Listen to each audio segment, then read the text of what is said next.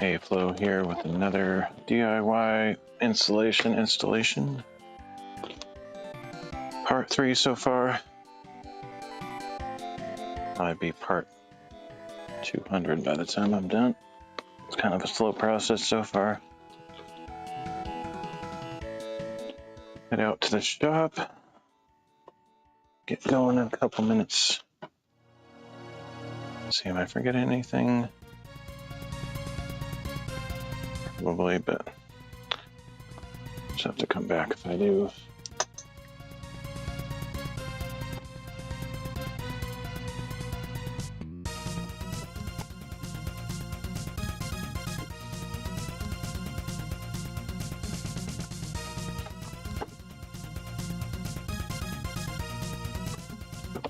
So today,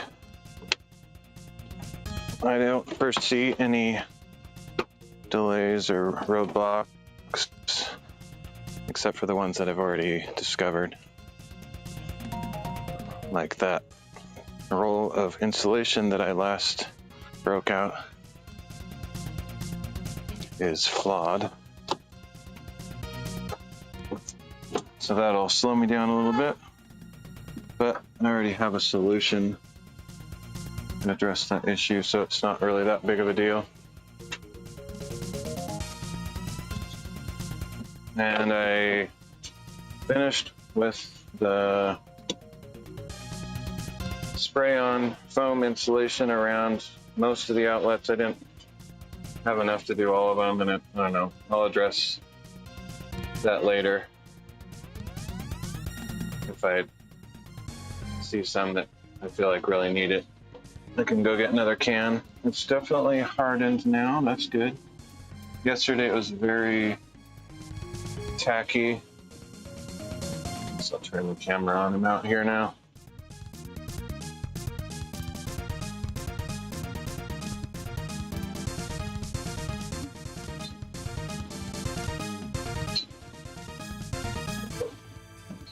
So here's the best example, I suppose, of the spray foam insulation around the electrical outlets. It used to be very sticky and about as squishy as a marshmallow or something. Now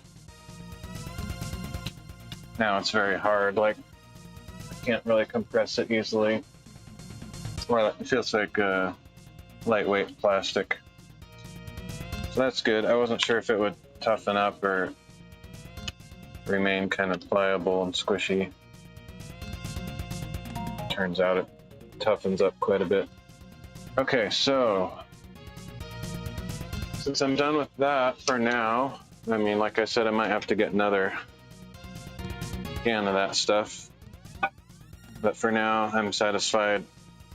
And I'm gonna just keep working on cutting sheets of insulation for each of these openings using my staplers and all that stuff. So I did forget something. I forgot my bandana for over my face, work as a mask, so I'll go grab that.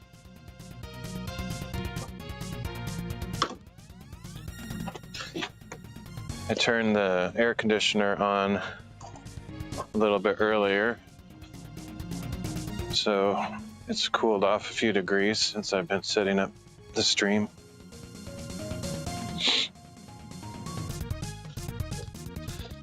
I could further make that even more effective, possibly by sealing off the shop area from the storage area, because the storage area doesn't really matter if it gets hot. Like when I'm actually using the shop in the future, I won't really be in the storage area that much. However, I don't think I can easily seal it off unless I built an actual wall, like the rolling shelf wall that I have. I guess I could put like some kind of foam pad that takes up the space where the wheels are underneath, and then seal off the rest of the wall a little bit to sort of keep the cool air concentrated in the area that I'm working. But generally I don't have a plan or intention to completely seal it off. Like if I had, for example, just constructed a standard stud 2x4 wall with sheetrock and then an actual closable door, then I could seal it off pretty well and just use the AC in that one side. But I wanted the freedom to be able to open it up, have a larger space, or combine the spaces for certain projects or whatever, kind of future-proofing it. And that's why I made the rolling shelf wall, but that makes it a little bit challenging to just use the AC in one concentrated area. Anyway, I did think through most of that, and I just decided I was more interested in modular capabilities. Okay.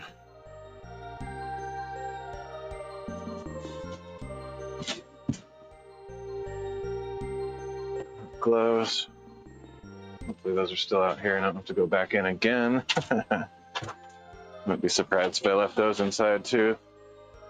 Oh yeah, I had the sticky gloves because I was working on the foam insulation. I sort of have this slight memory that I might have taken them inside. Nope, here they are. Never mind. Glad I looked around first. They definitely have a lot of foam insulation on them, but it does seem to dry pretty much into a plastic, so that they're not really sticky now. That's good. Got some blobs on my shirt from yesterday.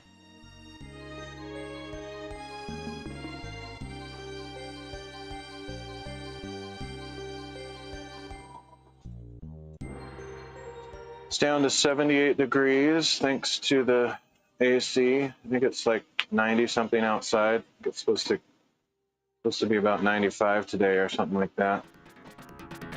Pretty hot.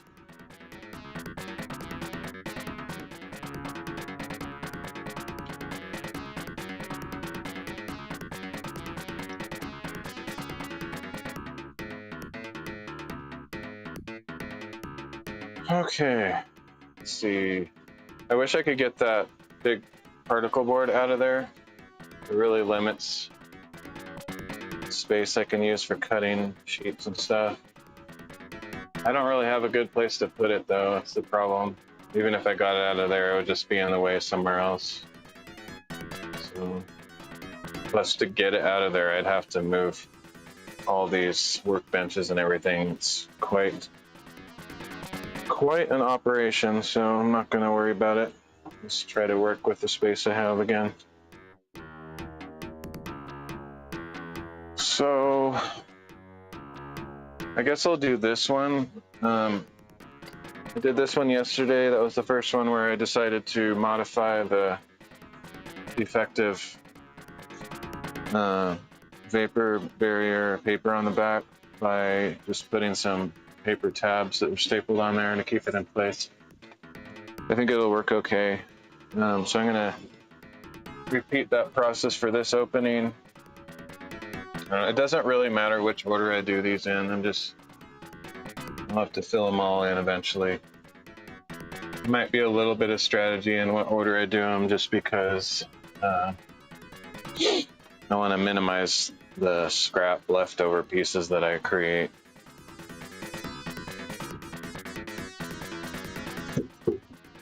So sometimes there can be strategy in the order that you do things to minimize waste, but I don't really have the foresight to strategize that, so I'm just going to do it one by one.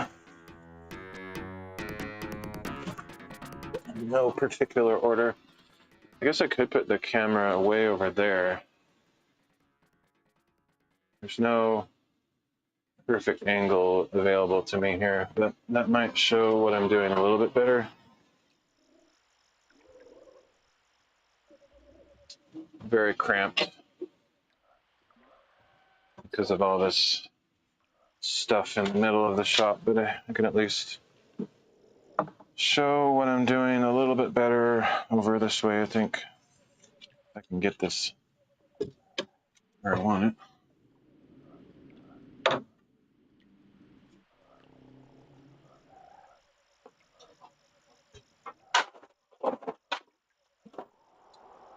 Easier said than done.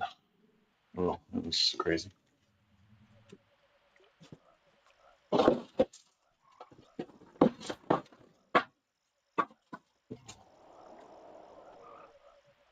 I pretty much hate this chair by now.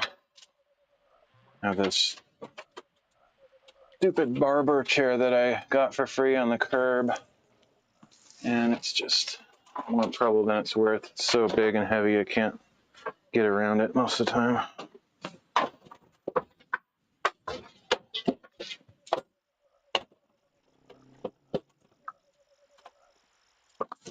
Looks like the exposure kind of sucks there. It's too bright or too dark. I think I can set manual exposure. It's kind of a pain. Actually, I don't think I can do it with this app. I have to switch out if I want to do that. Let's see. Let's change cameras real quick. See if this one does any better. It's a tad better with the exposure, I guess. All right, it is what it is.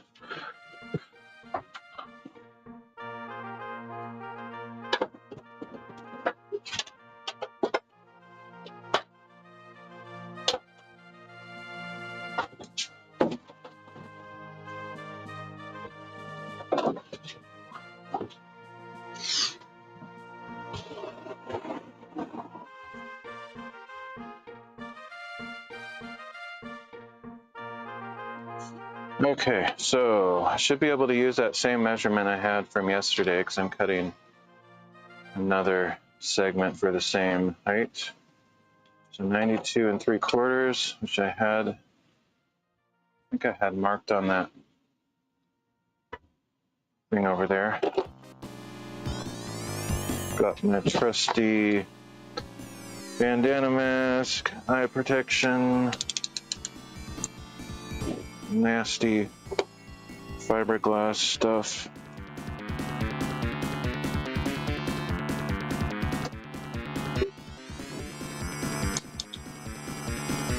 Actually, what would help is if I set up a light over there, then it wouldn't have to try to compensate for the darkness. I guess it's probably worth doing that just to make it look a little bit better. Not that it matters, but I have the means, so I may as well do it. I'll go grab a light and be right back. Should grab a drink too.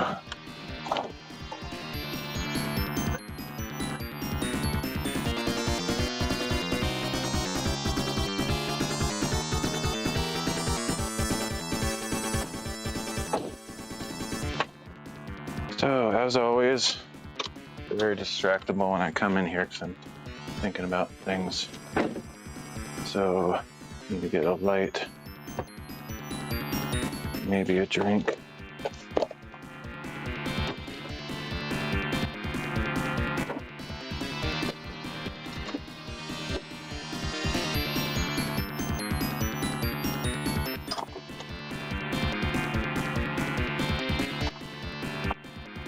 Oh, and I need something to hang the light with, so probably a little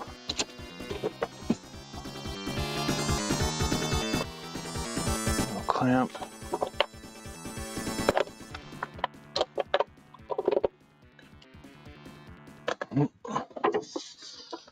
And a directional ball head. Okay, plug, got the light, got a clamp, got a ball head, and then decide if I want to drink. Guess I will.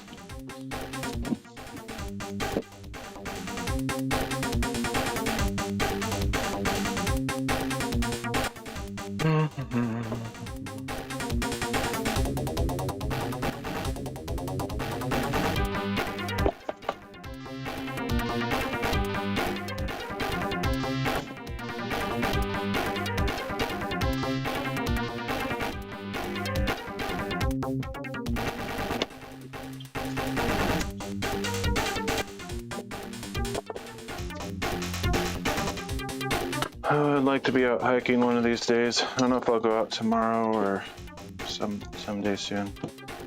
It's been really hot, which it doesn't necessarily deter me from going out, but it's not quite as enjoyable when it's crazy hot. If it was like in the 90s, I feel like I can tolerate it, although, you know, maybe anything less than 95, because once you start getting to the high 90s, then you're close. You're talking about 100 degrees. That starts to get a little bit ridiculous. Shoot, nice.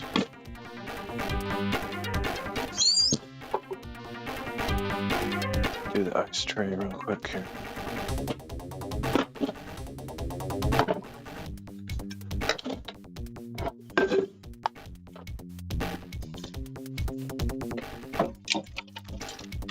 Should do some of this prep before the stream starts, but I don't always know what I'm gonna need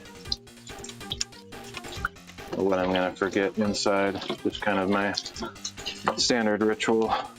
It's the joy of live streaming. Mentioned it a million times before, but this isn't like typical YouTube curated videos where you cut out all the nonsense. It's all the nonsense included.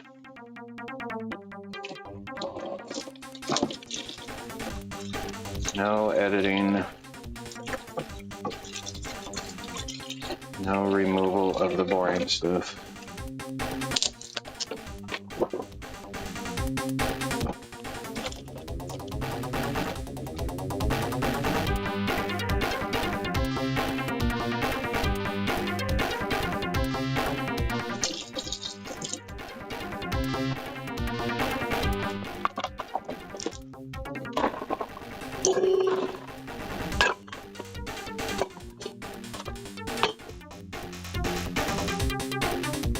Already pretty much out of ice again because I use so much in these big insulated cups, but I have a bunch of ice trays that I could empty, but I don't really feel like doing that right now. Okay. Drink in cup. Don't have much of this stuff left.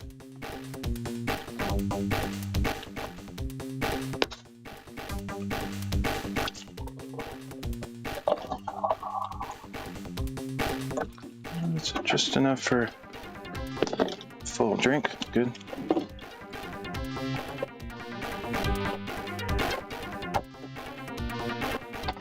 I was kind of hoping this insulation project would go pretty fast, but everything seems to have its own set of challenges and unforeseen delays.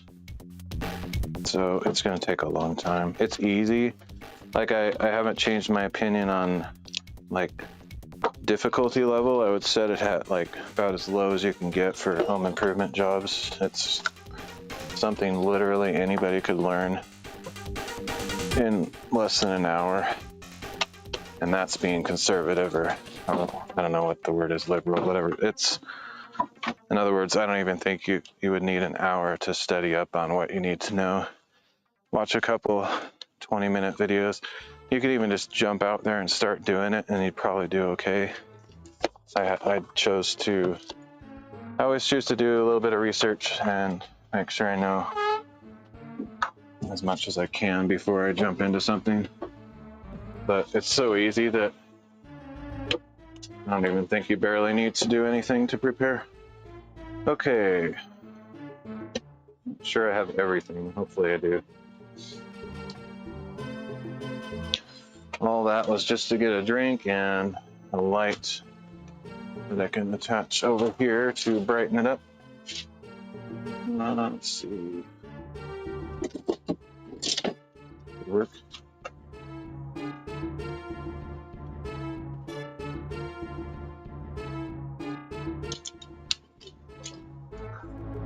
Alright, so I like to sometimes kind of show my streaming gear a little bit to show how simple it can be to do things. Wait, it might be too dark over here. I have an LED light. You can get these anywhere. This is a newer brand, but just get any cheap LED light, really. Either USB powered or with a regular wall socket power outlet. This one comes with a standard adapter, plugs into the wall. You get these on Amazon, eBay, whatever. They're cheap. This is not name brand stuff. Neewer has become a kind of a household name for people in the lighting and camera type hobbies. I don't know how dark it is here, but I have this thing. It's what's it called? Small rig. I think it's called a super clamp. It's clamped to anything, and you can put the 1/4" 20 link on there. It has threads on both sides, and then you can. I bought this cheap little ball head so I can change the directions and stuff. That's all I need. That's all. You can connect this to just about anything, and then I increase its versatility by using a standard wood clamp and clamp this to a 2x4, like like right here, or in this case, I'm gonna clamp it up on the ceiling, and then the super clamp can attach to that. Now, the only thing in question is whether my cord is long enough to reach up there, which it might not be. Screw this on the ball head.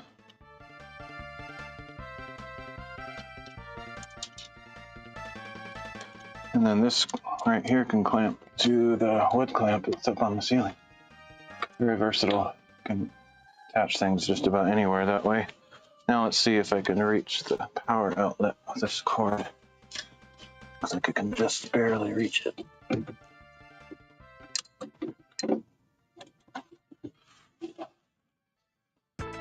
Which that means the cord will probably be dangling in front of the camera. Let's put it behind this wire over here.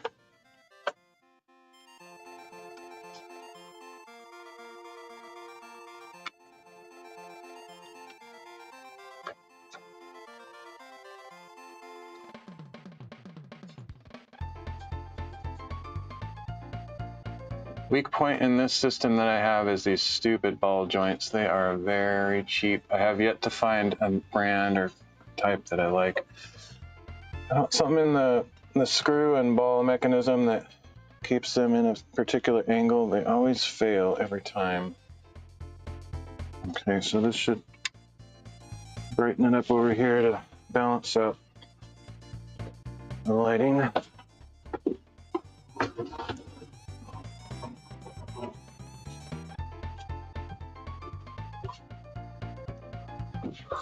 Do have an extension cable over here I could use. The cord is too much in the way. It's in the way, but it's not covering where I'm working, so that's fine. It looks better now. More or less. Might chop off my head. Nobody really cares about that. Seeing my face.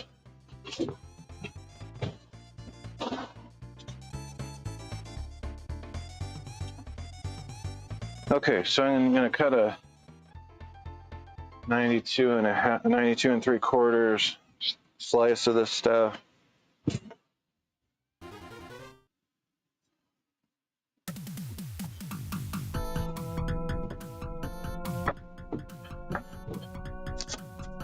Oh, gloves. Ah!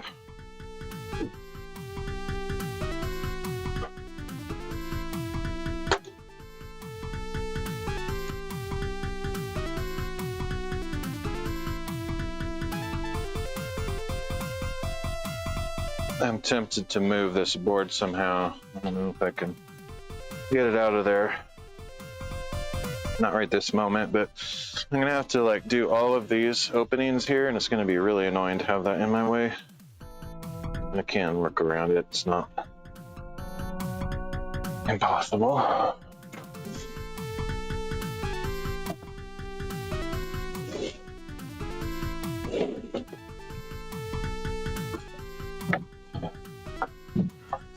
Alright, so I made a mark on this stud here that's supposed to be in my 92 3/4. I trust that that's what it's supposed to be. Just using a random board to use as a straight edge.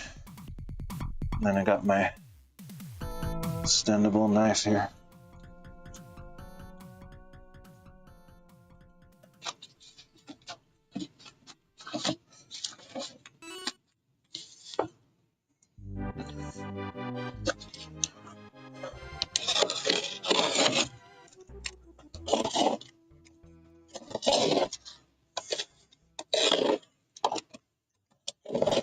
I have another board underneath the insulation because I don't want to make a bunch of cut marks in my floor.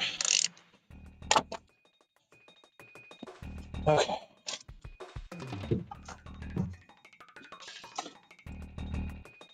Tight working quarters here. All right, so you won't see me put this in over here necessarily unless I move the camera, which I guess I could, but I don't know. I guess I'll bring it over.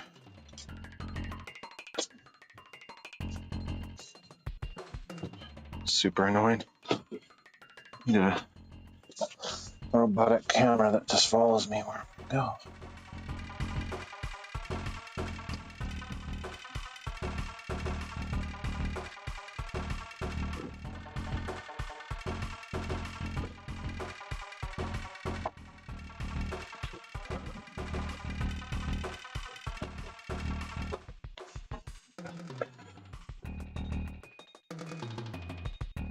Even if I come over here, you can't really see what I'm doing, so angle sucks, but whatever. Get a general idea. Okay, so I think I'm going to do the same as last time. Start it up at the top. So what may not be immediately apparent is that this cavity goes beyond where the bottom of my loft is by about 13 inches, so 13 3/4. So that's why this section I made longer, so I can tuck it up underneath there. Be one long continuous piece. Take it out so that it expands to its full width potential, and just stuff it up there. So yeah, again, actually this is upside down. No, doesn't matter. I don't think, yeah, it doesn't matter. I was just trying to keep the, the text upright, but I just noticed that they're like alternating up and down, so it doesn't matter. This is another part of that roll that's defective. It only has the paper flange on one side, which is annoying. So I'm going to go up top on the loft and staple that section in, then I'll be right back. Oh shoot, I don't have scissors out here. I need to go grab some scissors to cut this paper. I need to get some scissors I can just leave out here. I was using the kitchen scissors, that's why I don't have them now. I took them back inside. Let me go grab some.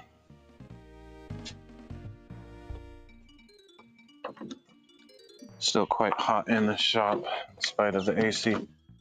I'm hoping once I'm completely done with the insulation that it keeps the cool air in there a little bit better. It barely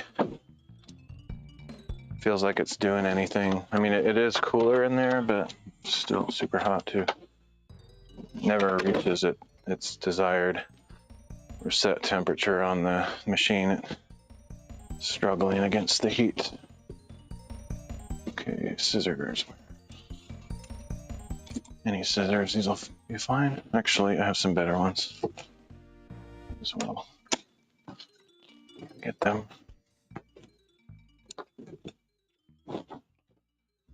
Okay.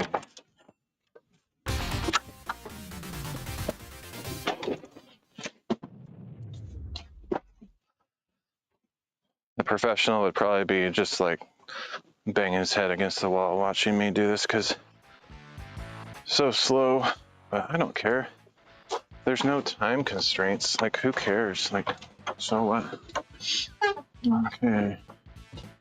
I'm still doing a good job, no matter how long it takes.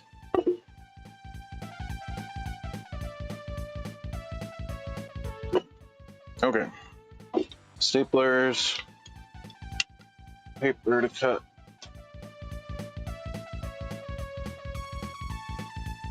I'll be back down. I'm not going to take the camera up there. It's too much trouble.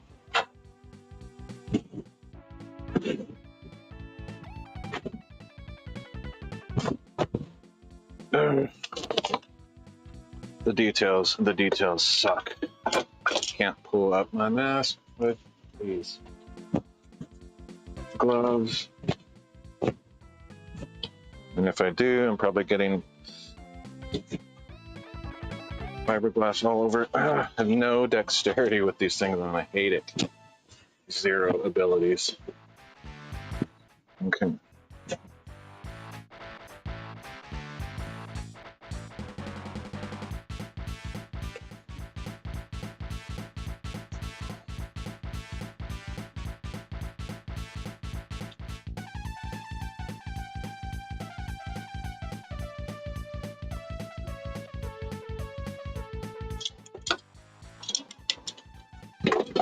Seriously, it's ridiculous. I have to find that right now, or I'm never gonna remember that it fell down there. Probably went thousands of miles. It did. It went so far that it doesn't exist in this dimension. Happens every time. I don't understand that. Whenever you drop something, it finds the path where it can roll for hundreds of miles. You actually might find it in China or like Vietnam. It's nonsense. I don't understand it. I'm gonna find that right now, or it will never be found. It's literally unfindable though. It's not in the visible range. Never mind, I found it. Okay. Moral of the story, don't drop stuff.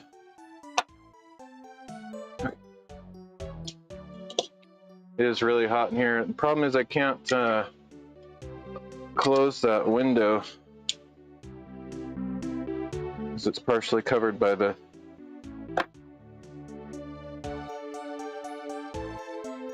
air conditioner.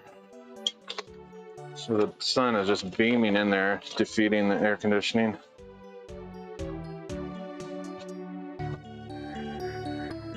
Oh shoot. I need to leave a flashlight out here because I'm not going to be able to see crap up there without a flashlight.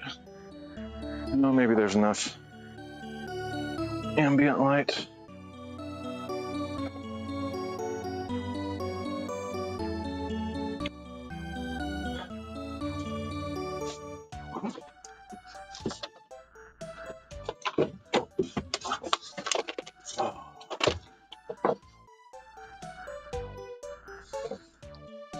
Okay, I just need to make a couple staple connections up here and pull it all the way up to its fullest potential.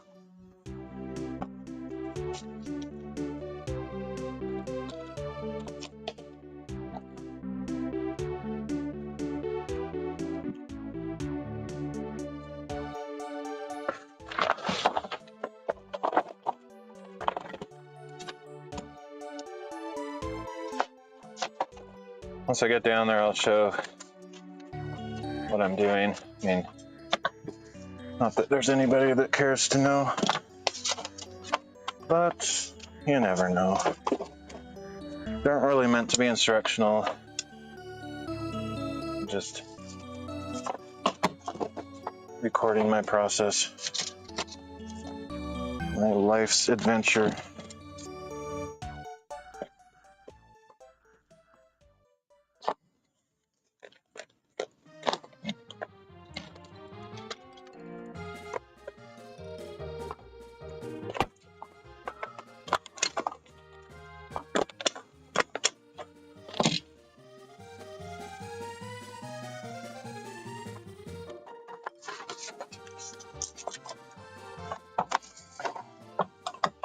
Particularly hot up here in the loft. Get this done ASAP.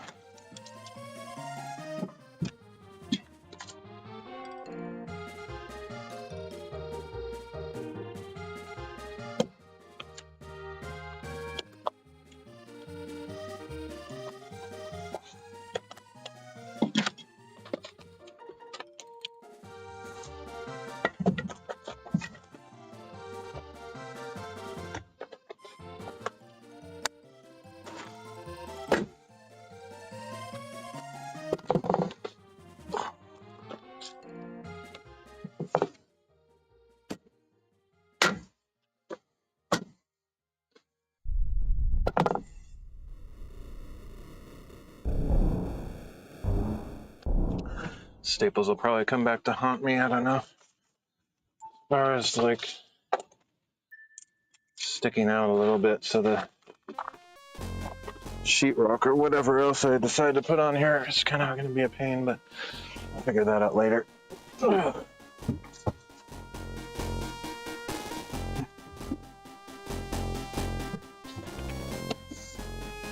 Get me out of here. It's way too hot up here. Ridiculous. That's right. I forgot. Yesterday I had that angled fan turned on and that actually made a huge difference. I'm going to turn it on again. Even though I'm not really planning to be up in the loft that much. I might have to come up for a couple more things like that, so I may as well circulate the air a bit.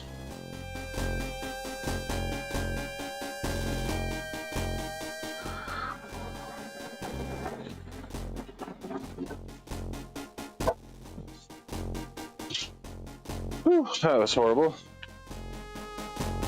Okay.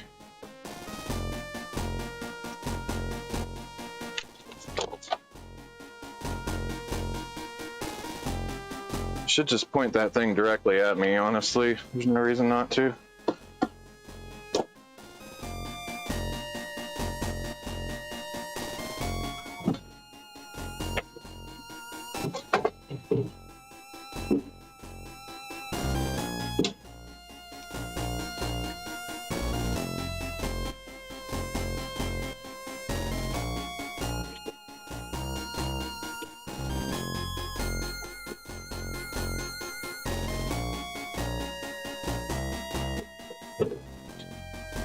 Except that I have to block myself in. Okay.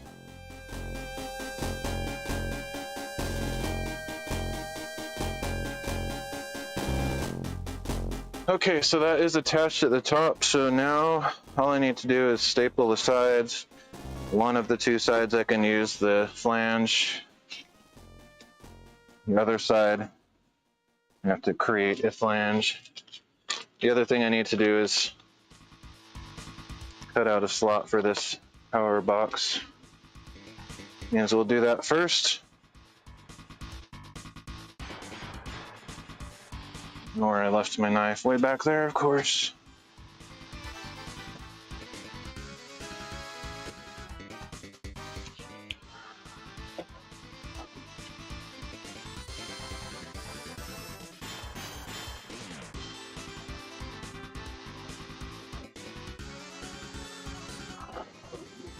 Ideally, no one on Earth will ever have to work in such cramped quarters as I am right now. So this will go a lot smoother for anybody else. Try to match this up as tightly as I can.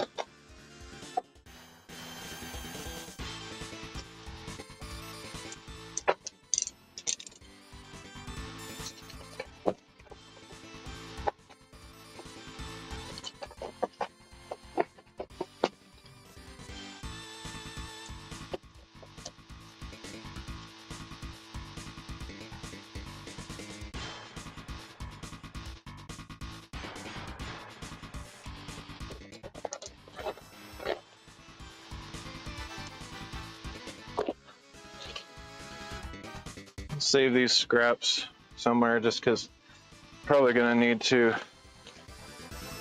fill in some random gaps with little bits of cotton candy. Don't think of this as cotton candy though, it's very toxic. Oh shoot. Forgot about the power cord underneath there. Okay. Wondering why it was resisting.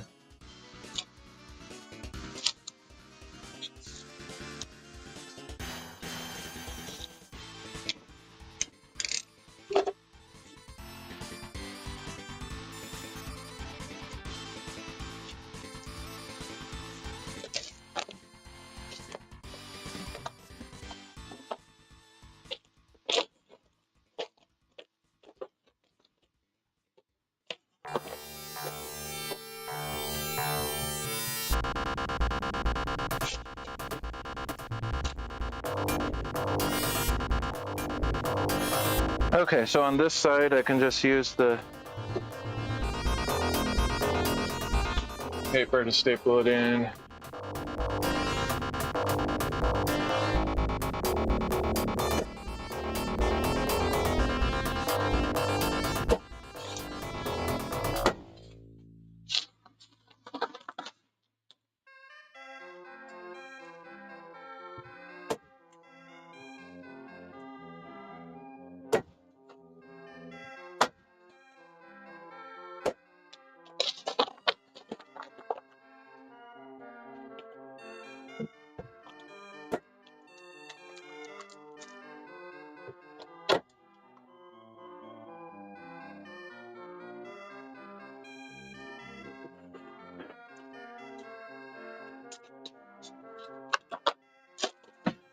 As usual, it's about an inch too long.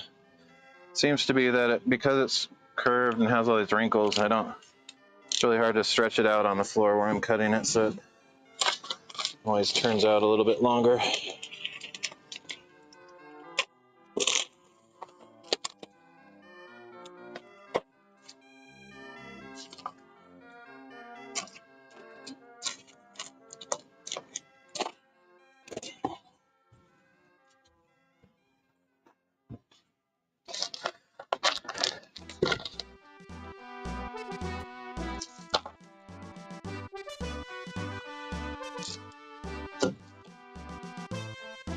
All thumbs with these stupid gloves on.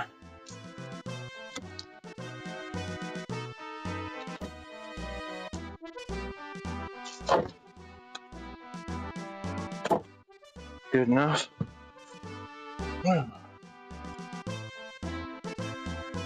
Whew. Hey, Jake. How's it going? Whew. All right. So now, my little adaptation, since these are defective rolls, or at least this one is, I'm just taking a regular grocery bag, folding it in half so it's kind of strong. I just cut a little strip, like 2 inches wide or something like that. Cut it in half. And stapling these to the back side of this paper so it sticks out about an inch. Put 3 staples in it to make sure it doesn't come loose. And then I have a tab to staple on here.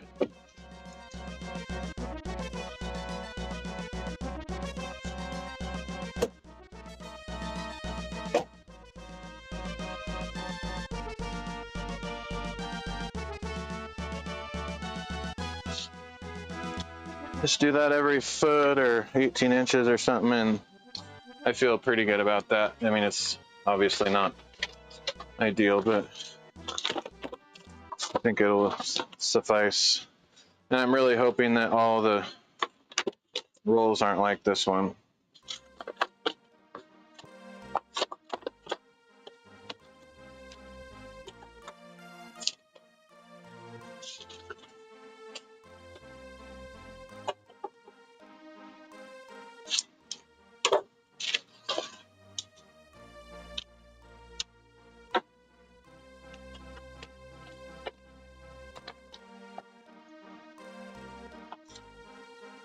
Put this right down by the power plug here.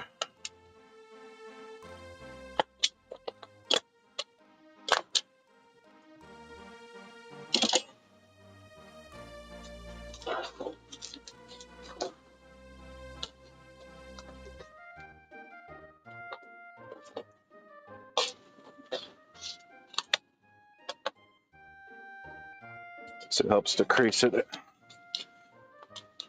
probably.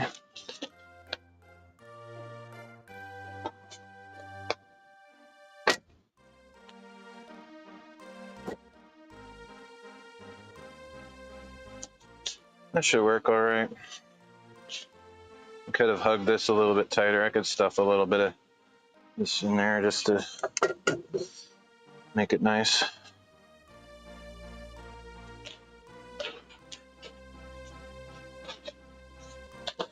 Okay.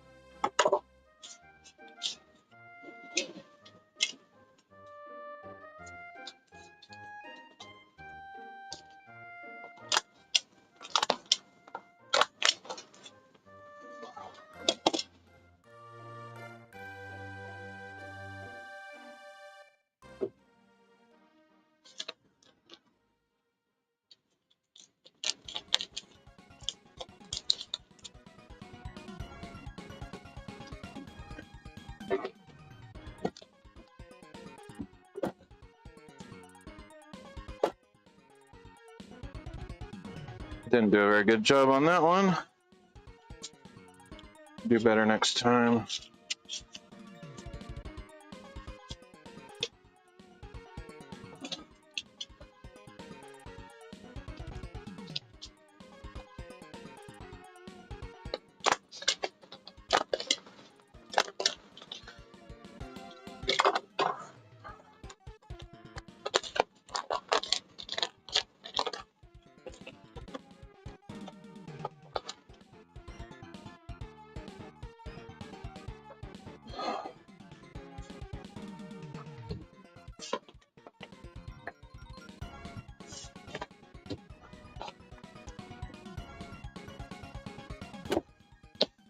Almost hit my finger. I hate this. Feels very sketchy. You have to do this very, very hard. Like, I would say at least as hard as when you're hitting a nail with a hammer. You're pounding that hard. This thing is heavy. It's very heavy. It doesn't look like it, but it's purposely made with solid construction so that it swings and embeds the staples. Just got to get your fingers out of the way, otherwise you're absolutely going to staple your fingers with this thing. I don't like it that much. You kind of have to hold the stuff in position, and it puts your fingers at massive risk. Okay.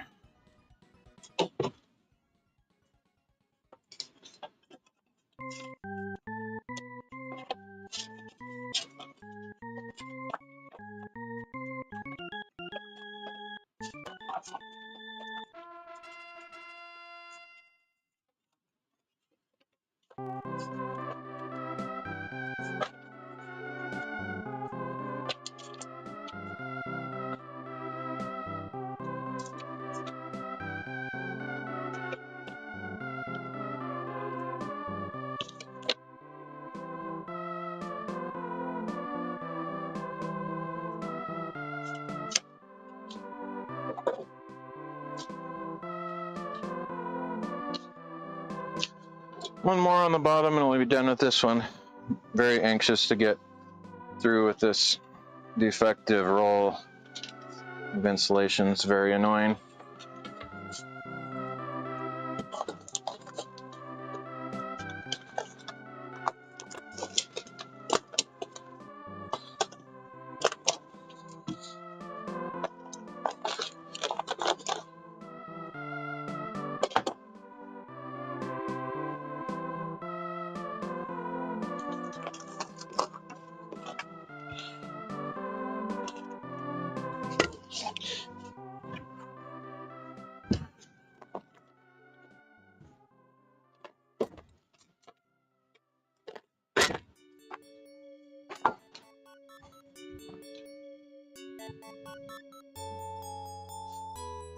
Okay. So now I have a couple seemingly normal ones. Let me see if they're actually 16" on center. It's annoying to me how few of these are actually done properly. Very few of them. I think this whole back wall is pretty much 16" on center though, so it'll go as smoothly as it can, I guess. Let's see, I could get a better angle if I put this up on top of the workbench, maybe. Except there's nowhere to put it.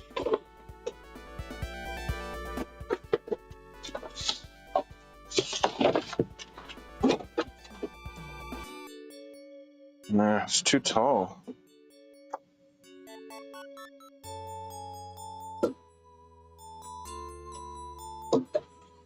Yeah, that's not gonna work.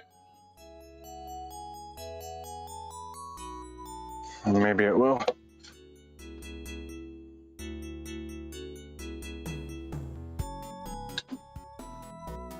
Let's see.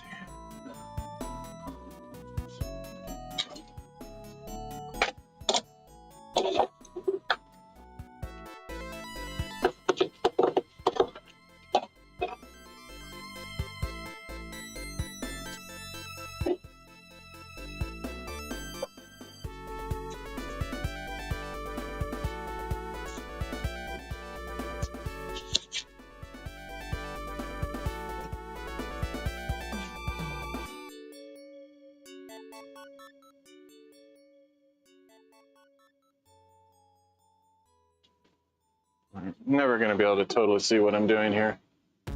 Let's switch back to the wide angle.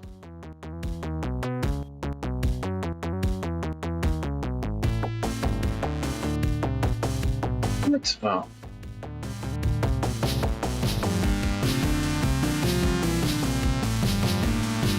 What? There we go.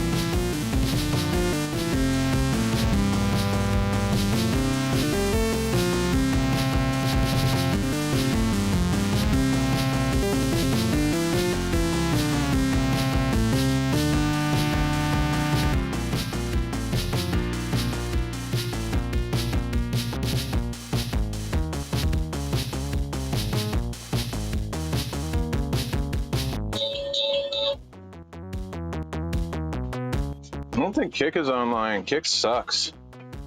No reason. Kick keeps dying on me. No explanation. Oh well, whatever. Don't really care.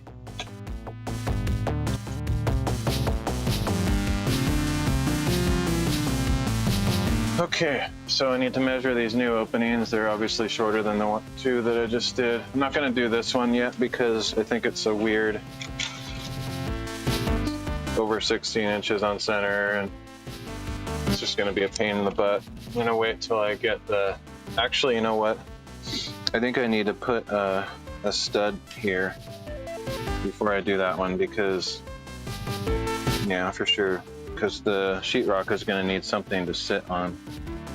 It's such a stupid, sloppy job in my opinion on certain things, but whatever. It's modifiable by the owner. I can fix it. It's just, I wish they would have just put a stud right here to make it so that you can sheetrock it.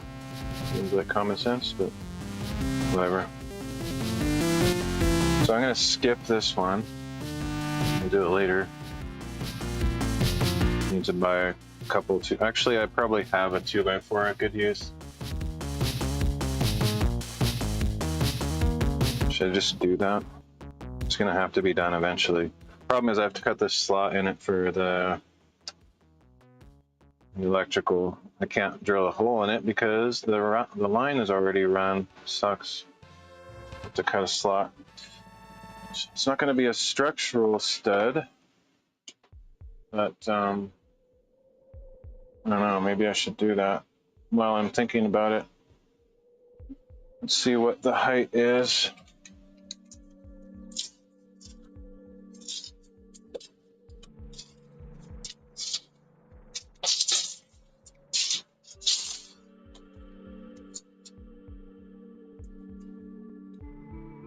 About 79.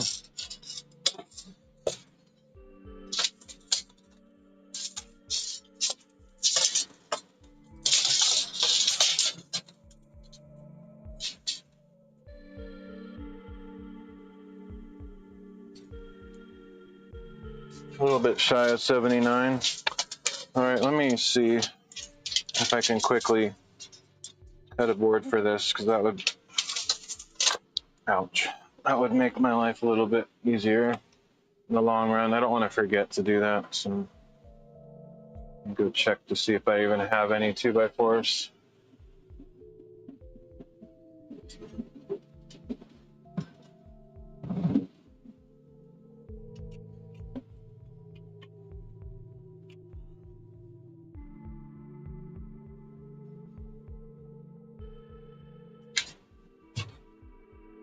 I think I have 2 left, if I remember right.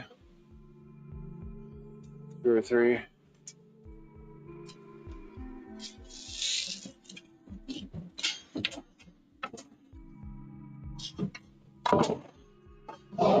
Need to buy a ton more.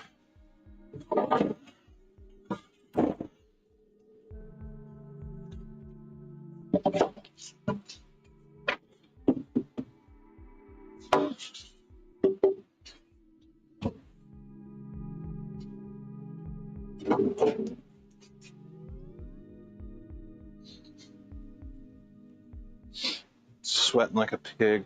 Can't really wipe my face off because I'm just wiping it with the everything that's possibly coated with fiberglass. It's quite annoying.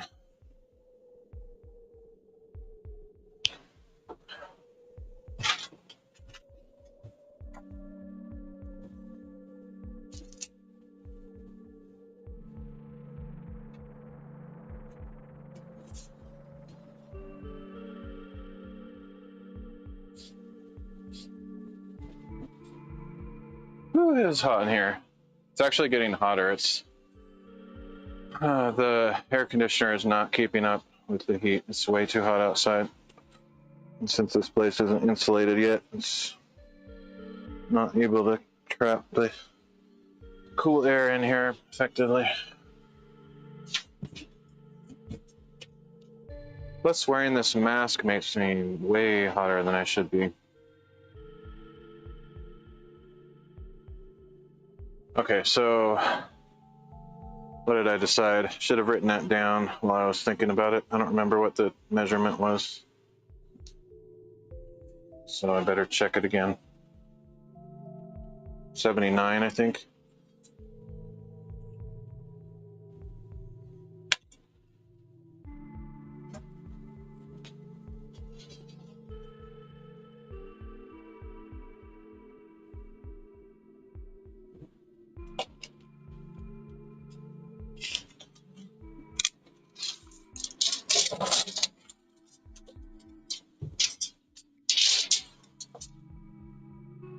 So 78 3/4, but really 78 and 15/16.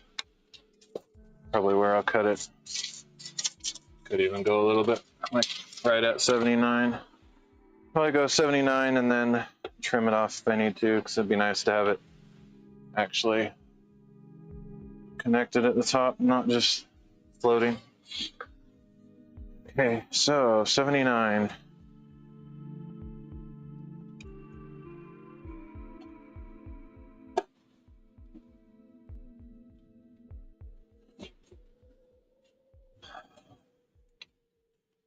So what's the most effective tool? I guess most convenient is what's going to happen here. I have my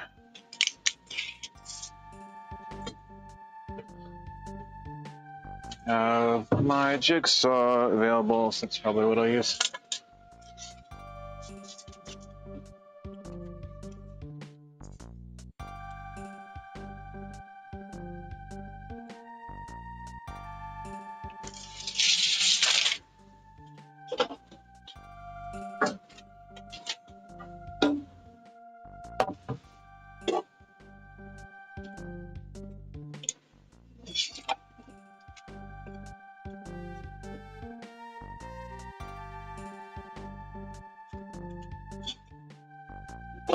Okay, so I'm not necessarily going to show this. I'm just cutting a 2x4 to 79 inches. I'll have to cut a little slot out of it for the power cable, cord, whatever.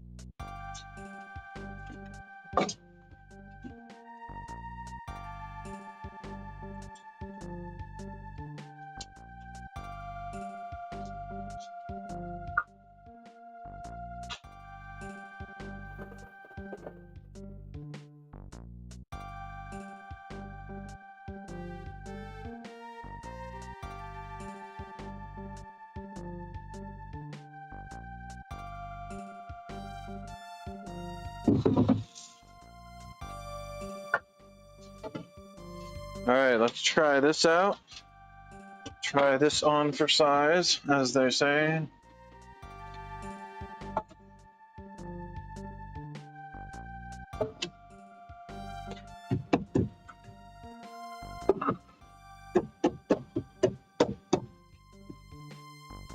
I can probably squeeze it in there. It's a very nice, tight fit. Just need to hammer it in. So now I just need to mark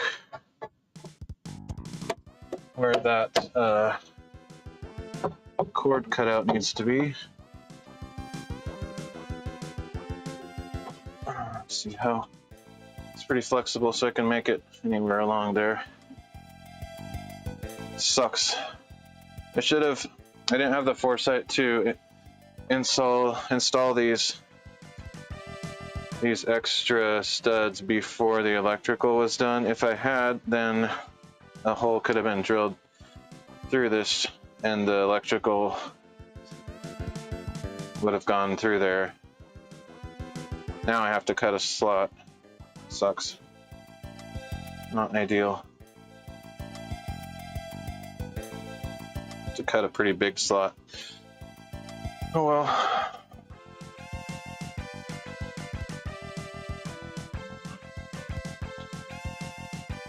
I should probably trim a tiny bit off the top of that so it's not so crazy tight.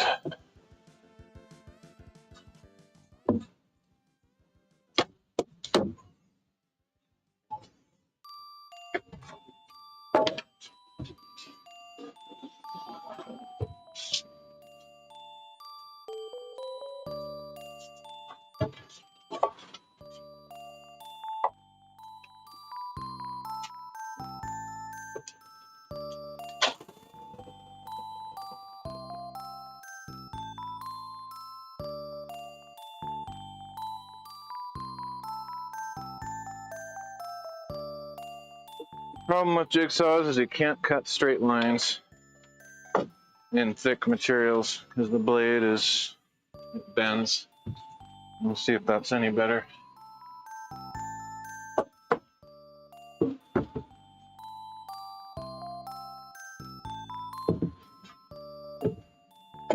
That's good. Okay.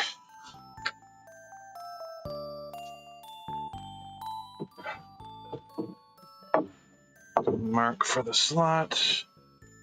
Right about there.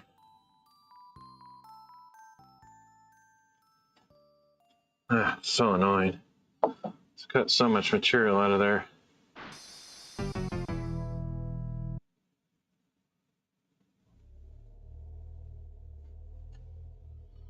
Sucks.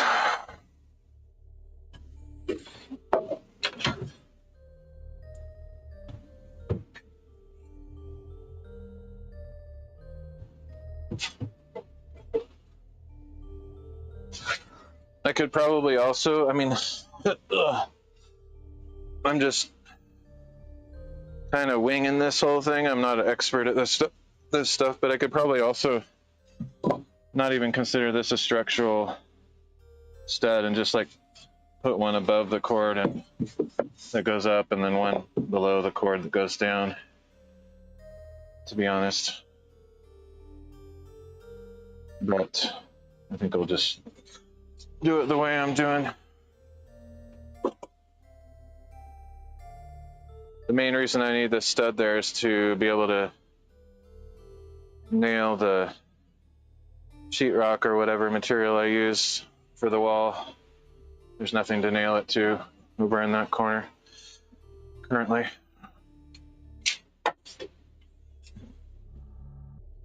Okay, so I need to drill a giant hole first.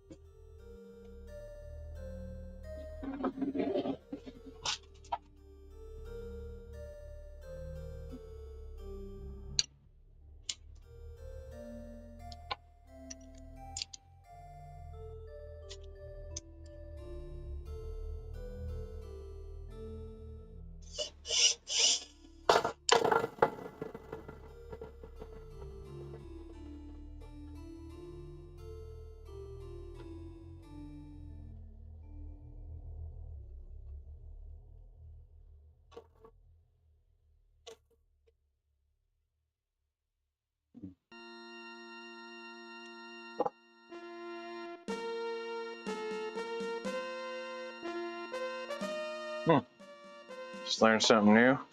Use an impact driver for a giant hole cutting. It's way better than a drill. Way better. Unbelievably better. Because it's rotating at a very slow speed, but pumping it with like a jackhammer, it doesn't leave a really rough cut on the other side when it breaks through. It's very interesting. It's very loud. Okay. Complete the cut with the jigsaw.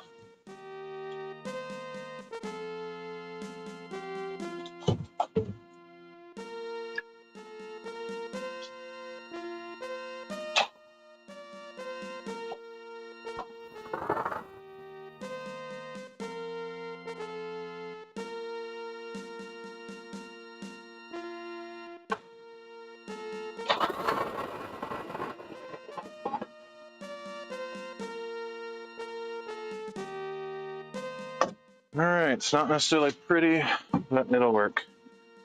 Probably just secure it with, I don't have any nails out here, otherwise I'd use nails, but I'll have some screws. Should do the trick.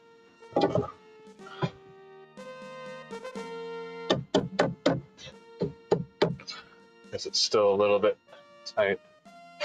Cut off that corner a little bit.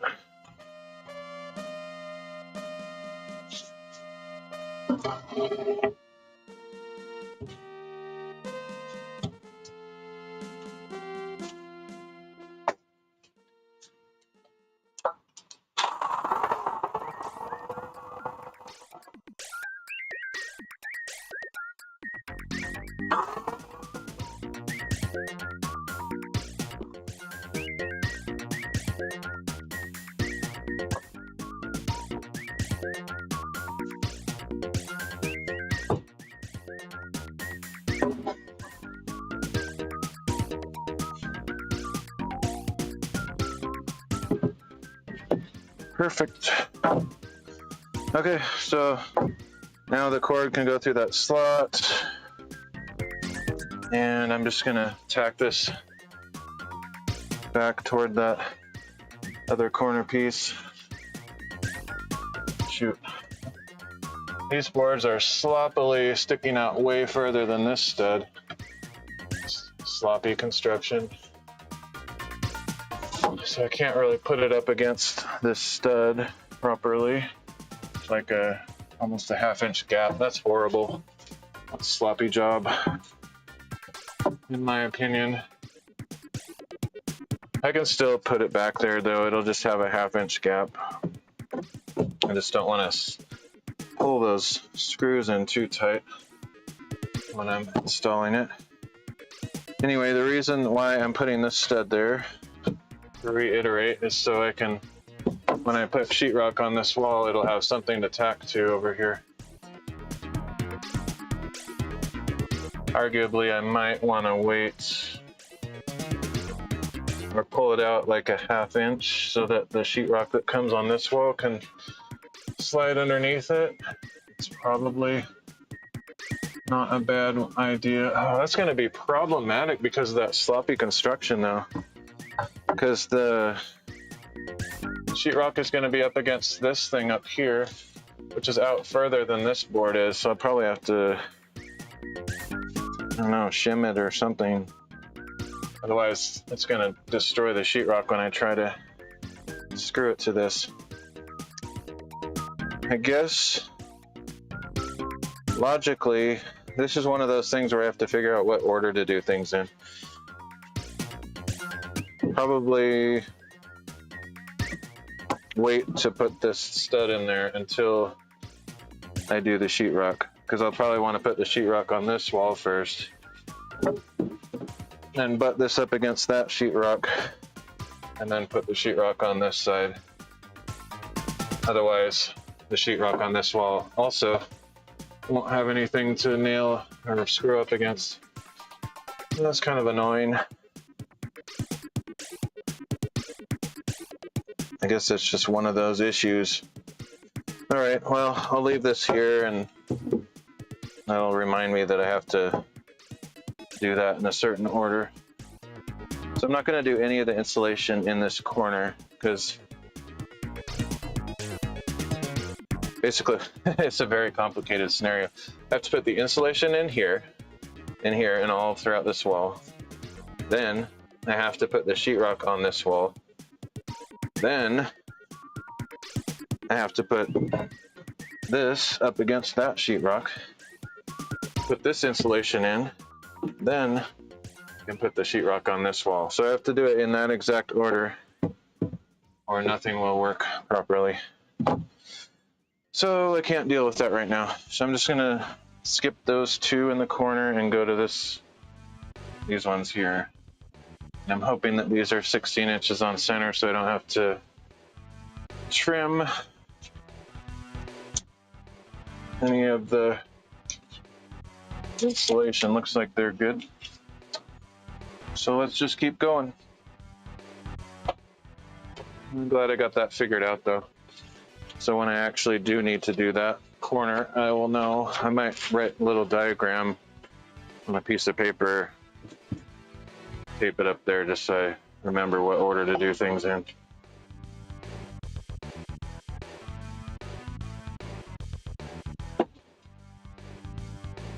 Okay. So this might be the last strip that I get out of this faulty, defective insulation with only one paper flap.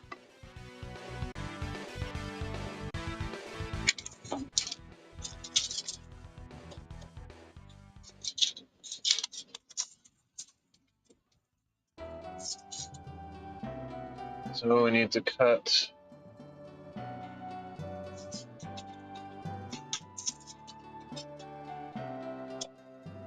so random. This whole shop is very inconsistently built.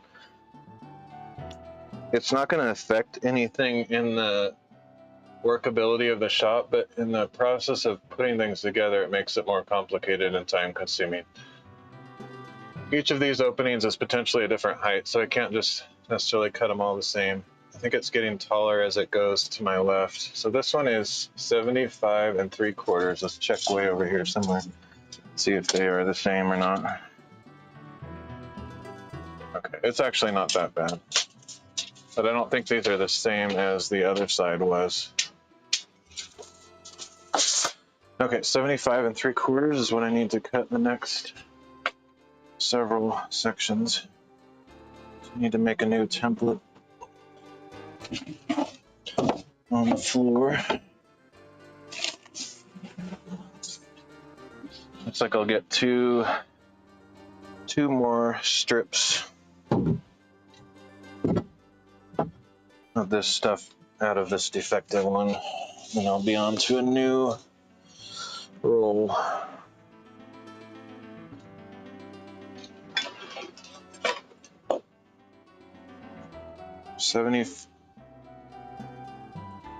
Shoot, my memory is so bad. 75 3/4, is that what I just measured?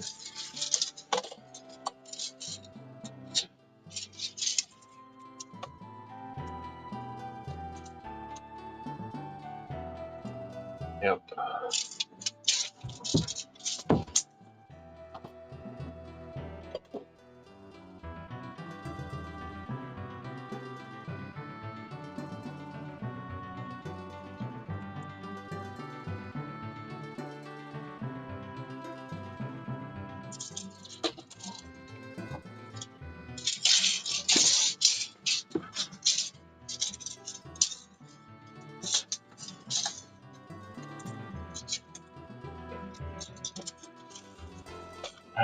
Okay, let's get this roll out of my freaking way.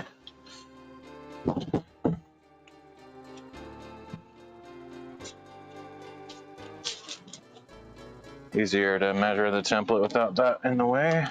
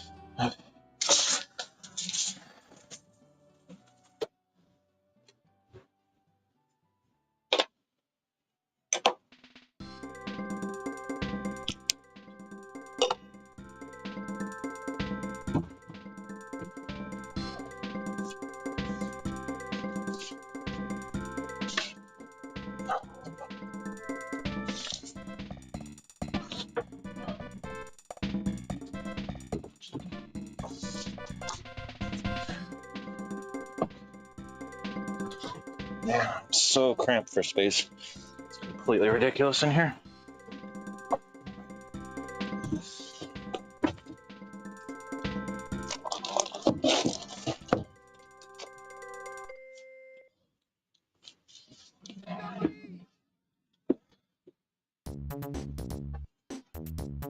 I might have to figure out a way to get some sheetrock, because I don't want to have to go through this whole rearranging of things twice.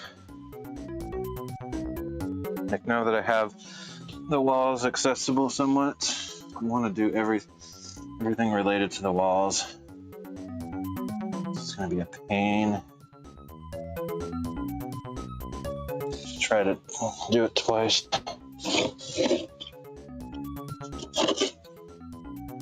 There's two factors that limit everything I'm doing on these projects. There's probably more, but there's two primary factors. One is money. I don't have any money at all.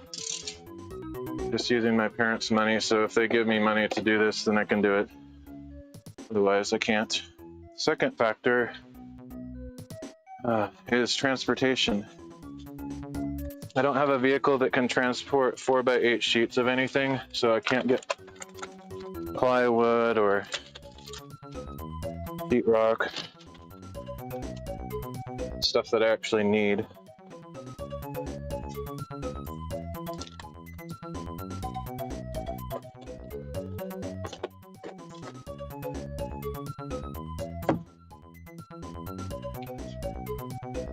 Okay.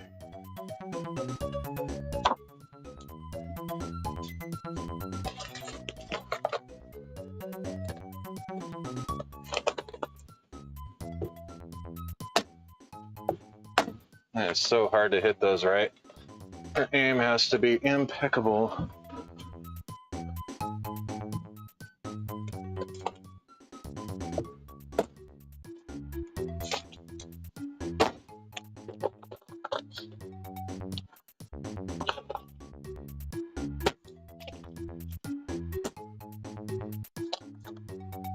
Okay, cut the slot for the wire.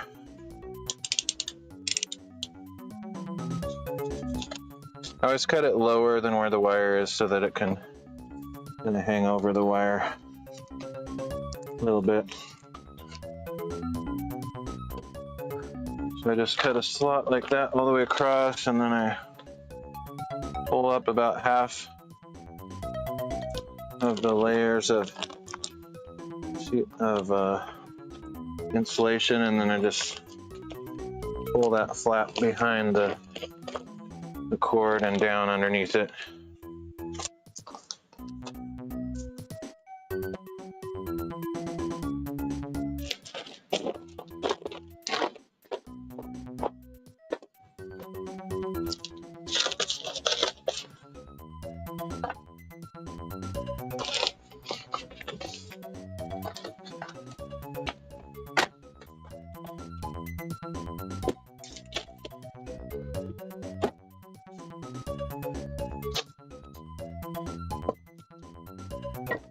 Yeah, you have to hit this stapler actually considerably harder than you would be hammering a nail.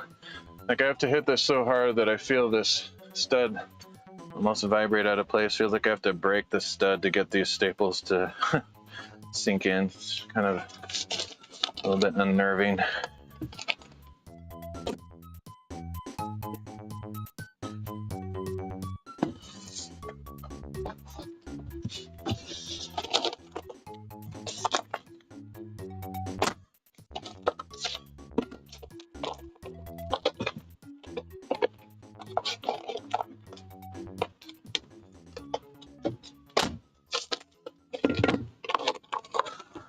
Once again, it's a little bit too long because of the crumple factor of the roll. There's probably a science to that, like take an inch off something basic or a certain percentage of its length. Take a certain percentage off. Like 1%.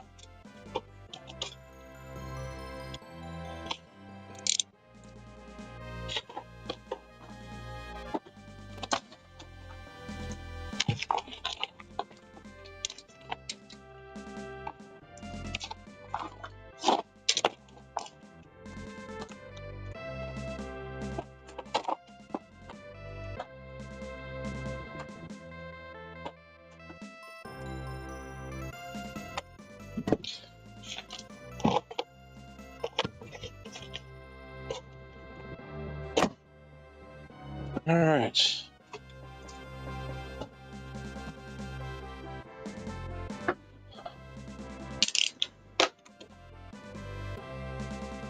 I gotta cut my strips here for the other stupid side that doesn't have the flange on it.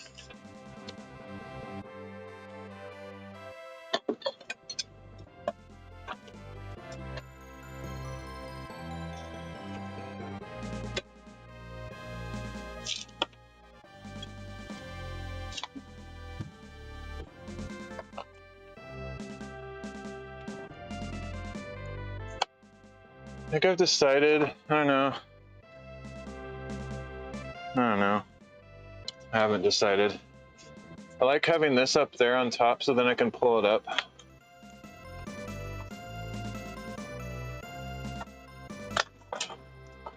The thing I haven't decided actually is whether it's a good idea to pound this on the face of the studs or inside. It's easier to do it this way, obviously, but I don't know if the staples being there is enough interference with the sheetrock when I'm putting that on. It's probably not a big deal. I like having the slap on the top so I can pull it up tight.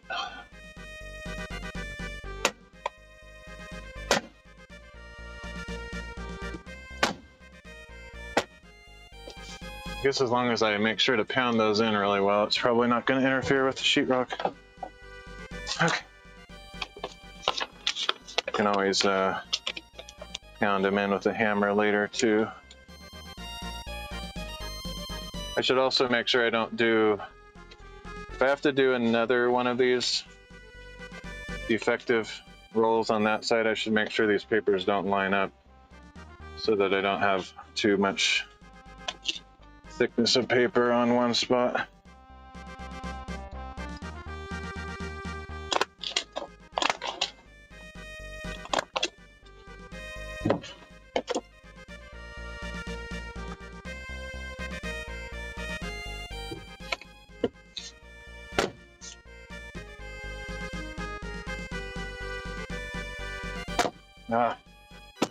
It's so hard to hit those right. Okay, I need to pound those in because they did not sink that well.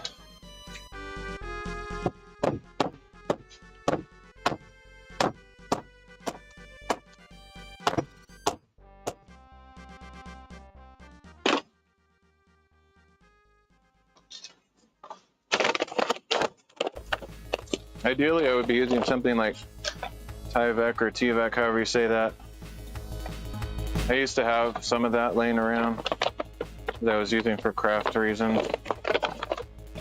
That would be more durable and effective for this kind of thing. But I don't have any, so I'm just using these grocery bags.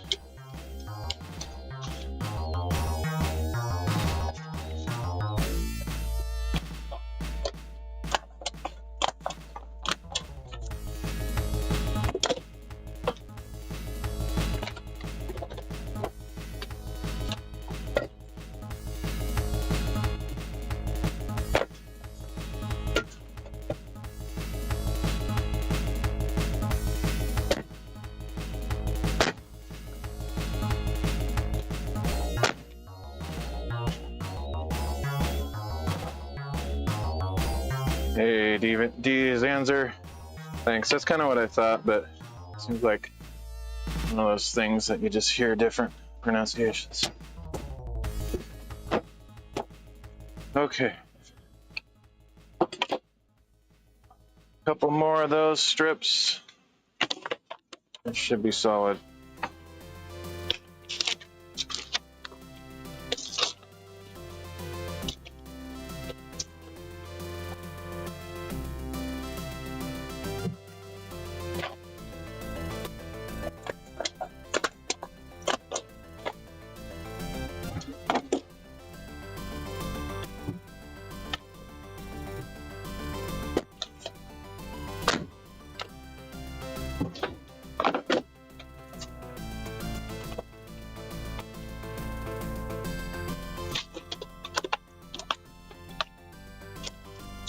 Tomato,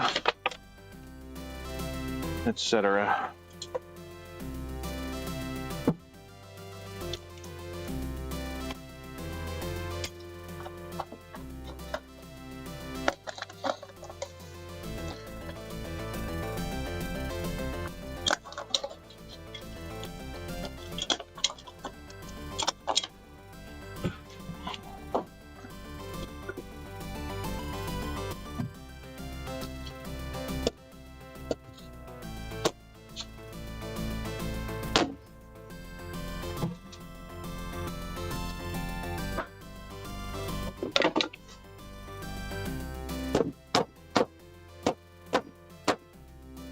All right, there's another panel done.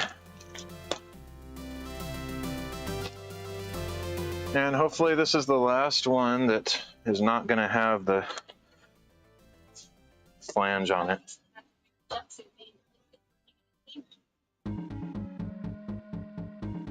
Oh yeah, that's cool. Yeah, I had this great vision of using it for bookbinding stuff. I do a lot of different streaming content, and I used to do bookbinding on my stream. I thought it would make a really good material for that. I also used it to cover some plywood for some shelving, make it look nicer, and so the lignin and chemicals of the plywood for the shelving didn't soak, bleach, or leach into my papers and stuff like that. It's a really great material.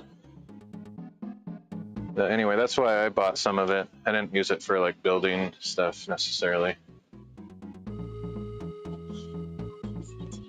It's definitely tougher than it looks. You can also use it to make tents and tent tarps. A lot of people use it for that. It's super lightweight and it's waterproof. It doesn't last forever though. It's not nearly as durable as like ripstop nylon that they use for tents, but you can get, you know, quite a few uses out of it. And it's cheap, so you can just buy another sheet of it if you're just using it for like a ground cloth or something, or a tarp. All right, yeah.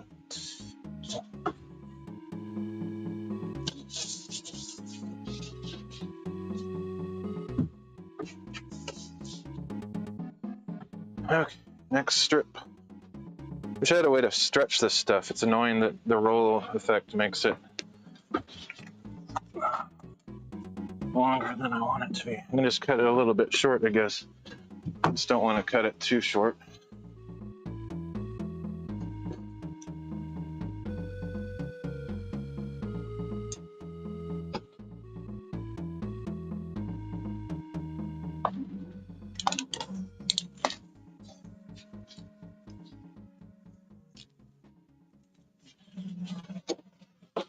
So what kind of clean room did you work in? Like, what were you working with? Like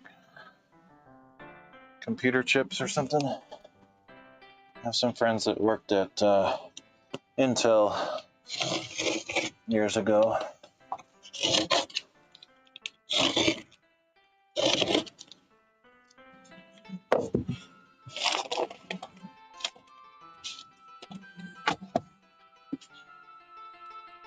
Okay. This one's going to be a little bit complicated on the cuts I have to make.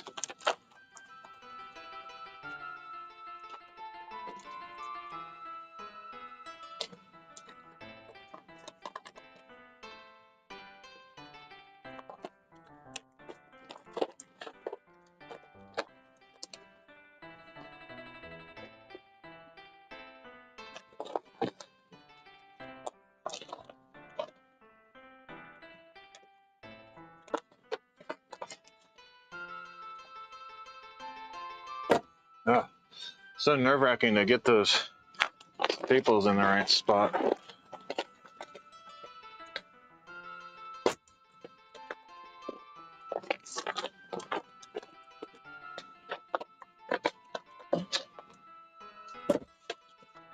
Okay, that'll do. I need to cut out this section for the electrical outlet.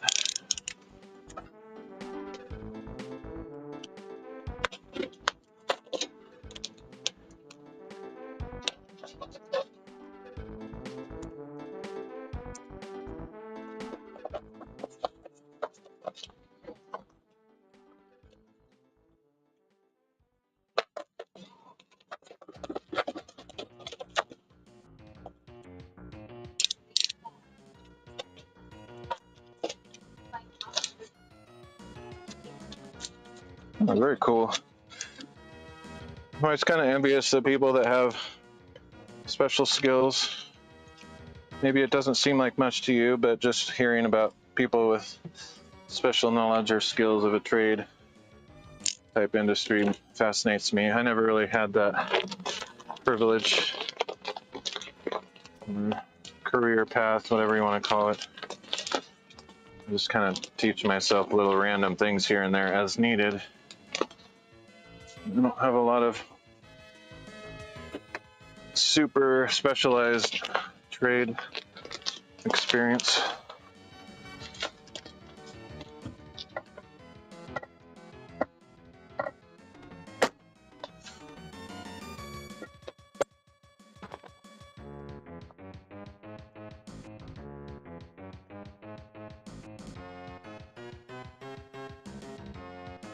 I like DIY stuff though.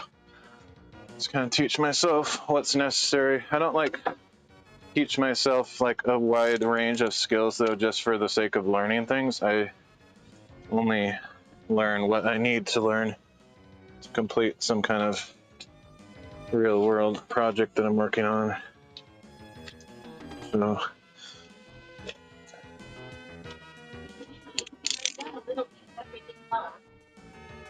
that's cool. Are you the same? Are you in DZTV and DZanzer? Are you the same person? You just came in at the same time.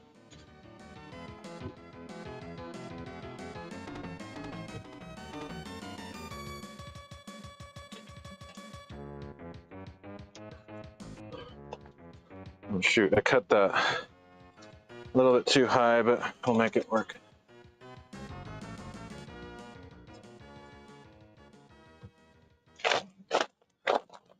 Yeah, for me it depends on what it is. There's certain things that feel a little bit overwhelming or circumstances don't allow the time necessary to learn the skill, but whenever I can, I love learning some new. It's mostly like house related stuff that I learn. I'm not into like electronics or I don't know what else to list, but yeah, it's mostly building stuff. It's out of necessity. You just have a small family cabin that I'm living in, and it's just things come up that I have to do.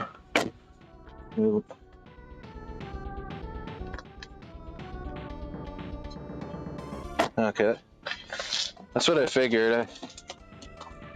Yeah, Rumble does the same thing. You have like you can either chat as your channel name or as your username. Couldn't remember how Odyssey works.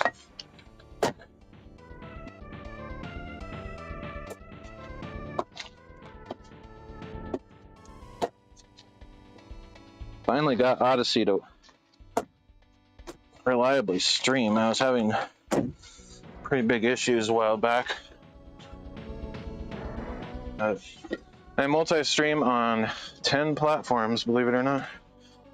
And Odyssey was, for quite a while, giving me the most issues. So I stopped trying to stream there. And I was just uploading my replays after the fact. But I kind of figured out what was going on, and so I'm back to streaming. Basically, their encoder requires very different settings than every other website, so I kind of went with the least common denominator of Odyssey and made my settings work specifically for them. And thankfully, every other site was okay with that.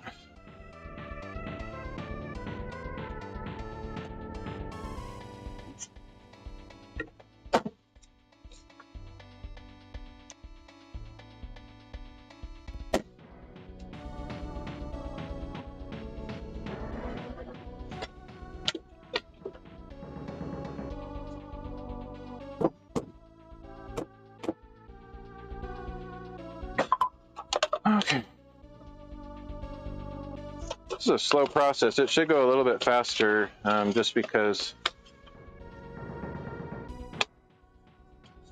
of this flange issue where I'm having to create my own flanges, but generally I'm just kind of slow anyway. But again, I'm not really concerned about breaking world records of speed. I just want to do a decent job.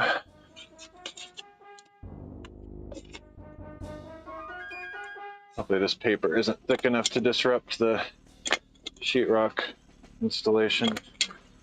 I don't think it'll be that big of a deal. It'll get compressed. Be insignificant, probably.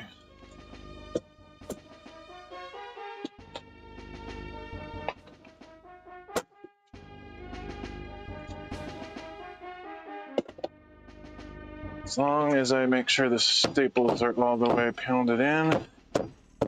That one didn't go in very well. That's good enough.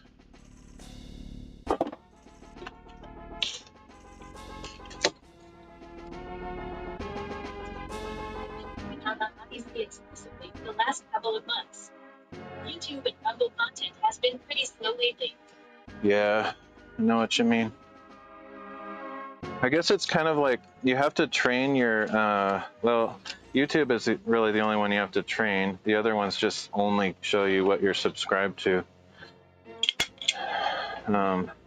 Be nice if Odyssey and Rumble actually had content suggestion algorithms. I mean, I'm kind of against those algorithms because they tend to favor certain creators over others. But at the same time, if you're just a viewer, it's nice to just be fed, you know, your kind of content, so you don't have to go hunt for it. But yeah, I've been trying not to consume as much content lately, just because it tends to steal away all your time if you're not careful. And this thing is really hard to get these all the way in. It's crazy. I have to do it almost as hard as I can.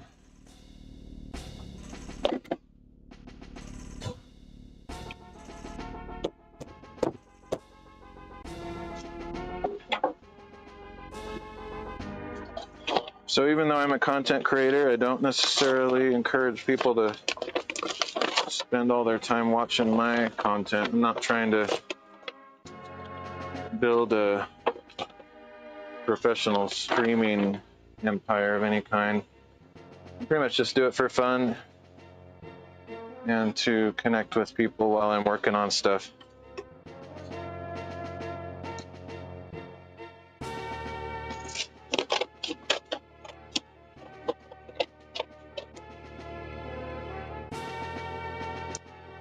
Last thing I want to do, though, is create addictive content that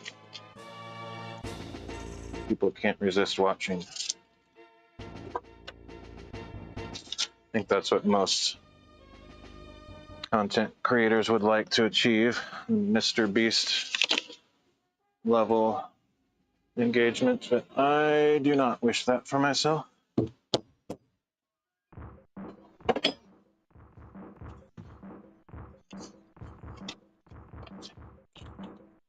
Keep it small, keep it real. Don't get overwhelmed.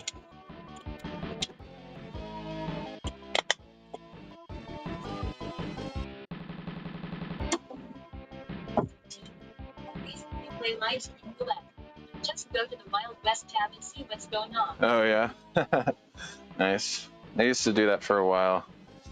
I don't really look for content. Sadly, if I really just want to waste time watching a bunch of stuff, it usually ends up being YouTube. Just because there's more creators there. It's not because I want to support YouTube, but just most of the people I watch are not on Rumble or Odyssey, and so I don't spend a lot of time watching stuff on alternative tech, but I like to stream my stuff to as many platforms as I can, because I'd rather see the smaller guys succeed.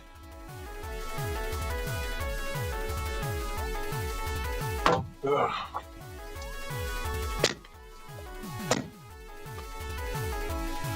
One more flap at the bottom would be good. I don't get a lot of chat action on Odyssey, though. I don't get a lot of chat action on any platform, really, but I started out streaming on YouTube a long time ago, and I hated that, so I switched over to DLive for about... Well, actually, I'm still streaming on DLive. Been streaming there for 5 years now, over 5 years.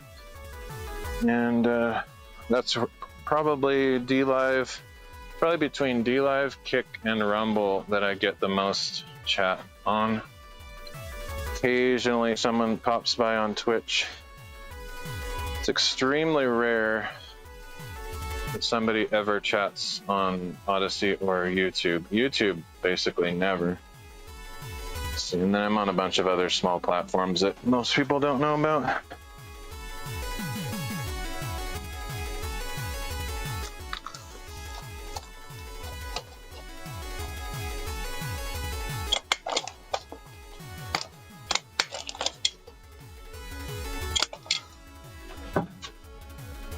Pretty much if I hear about a new platform and it's compatible with my streaming setup, I just add it to the list, stream as many places as I can, just for fun. Yeah, I'm hitting that hard and it's only going in like a third of the way.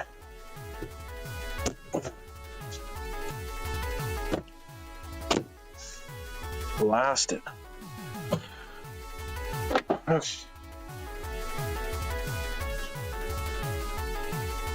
Right, so I just have a little scrap of this roll left.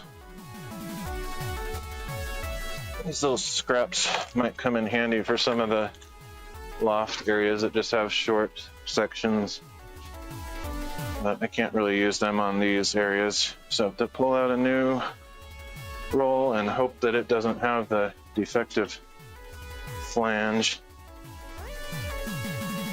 Yeah, I'm not really into like political and conspiracy stuff.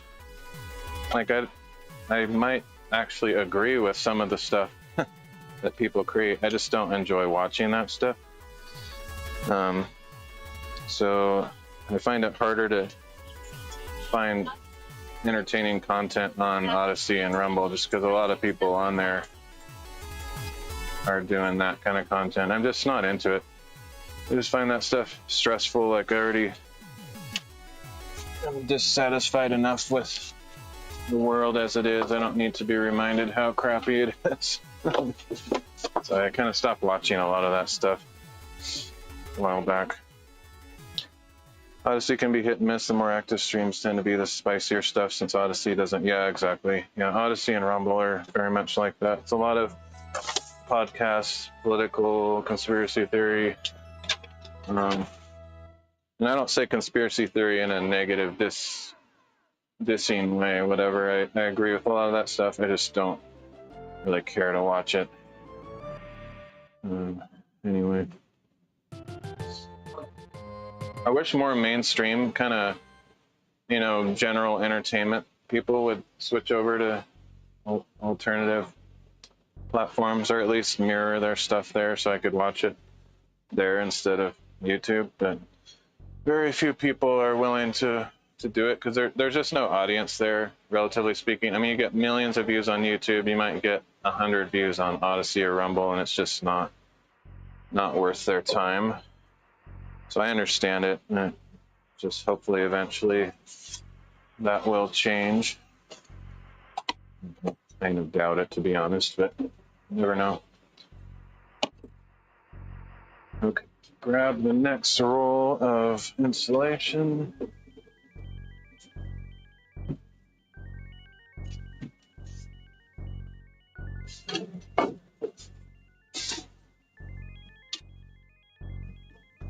I've seen a lot of platforms come and go. It's really hard to make a profit on content creation and live streaming for both for the content creator and the platforms. It's just not really a profitable business for the most part.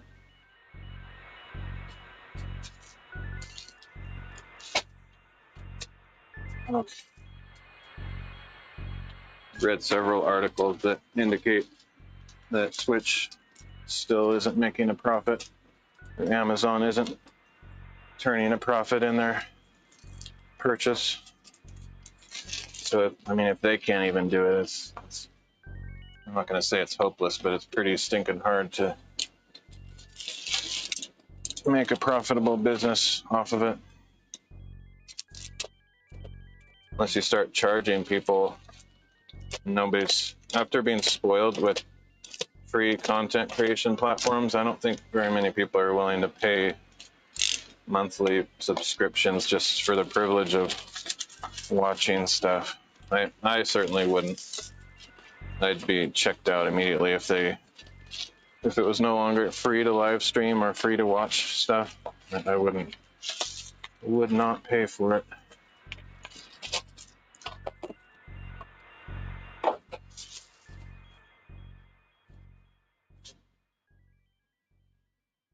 It's a sad reality, but just the way it is.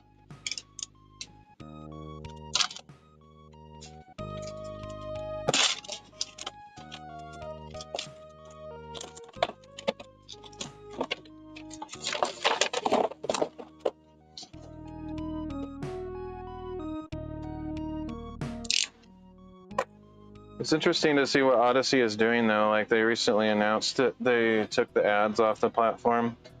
I wonder what their master plan is for making any money off of it, because that library token thing is complete ridiculous. They're not making anything off of that. So I'm not sure what their business model is going to be. I'd be curious to see if they have a further announcement about that later. Maybe they'll just keep it secret. It's not really our business. You don't have to tell us everything.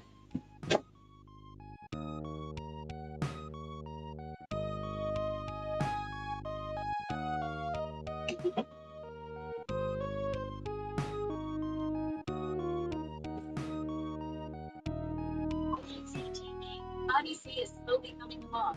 The word is getting out. Plus they offer text and file uploads. Odyssey is one of the few places I can easily find 3D printed file art files. Oh, interesting. I didn't know they had... I mean, I knew they had like other file formats, like the ones you mentioned, but I didn't know they had 3D files as one of the options. Maybe it's just you can upload any file you want. I kind of thought it was maybe a limited set of file types.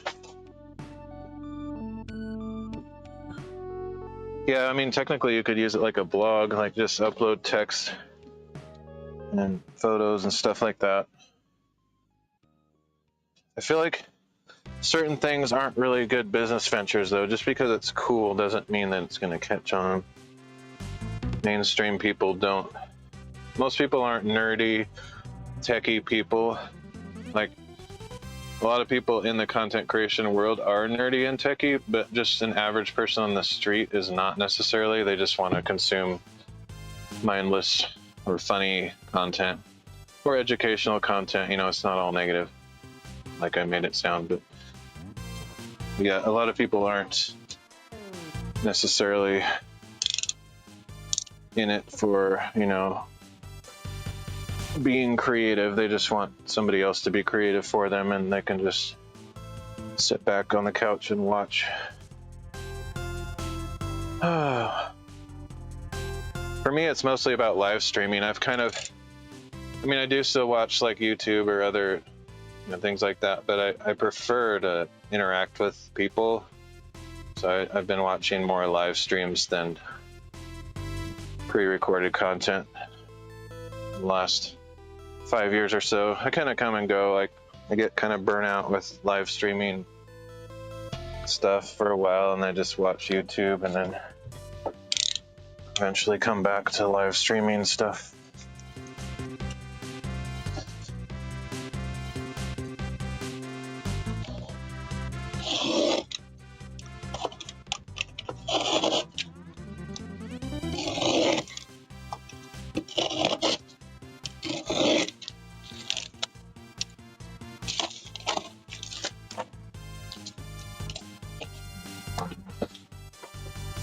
Odyssey is one of the worst for live streaming, though.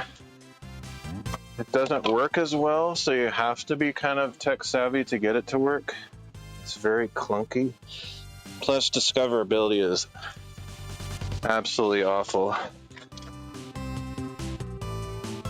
They've made some pretty poor choices on where they put live streaming on their site. They kind of just tuck it in an invisible corner, and nobody can find it unless they're really looking for it. Oh crap, are you serious? What is happening? Oh, you know what? I think I just might have made a fool of myself. Okay, so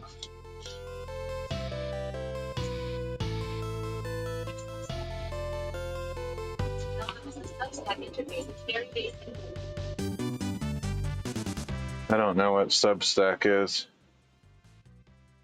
Not familiar. So this is irritating. Am I just imagining things? No.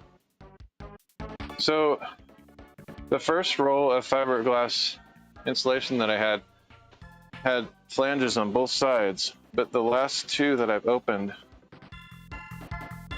have been like this where it has a fold out on one side but not on the other. So I've had 2 defective rolls. So I have to deal with making my own paper extensions to this next roll as well. Super annoying. I probably could return these to the big box store where I got them, but it might be too late because I bought them quite a while ago, and plus now that they're opened. I just don't want to mess with it. It's so annoying to, like, I don't have a lot of opportunities to get this stuff, so it's not worth the trouble to try to return it. But it is irritating. It makes it way harder to install. More time consuming anyway. And technically I could just do friction fit, but I want to make sure it doesn't sag over time, leave gaps at the top. Man, I am hitting that really hard and it's not putting those staples in even halfway. It's crazy.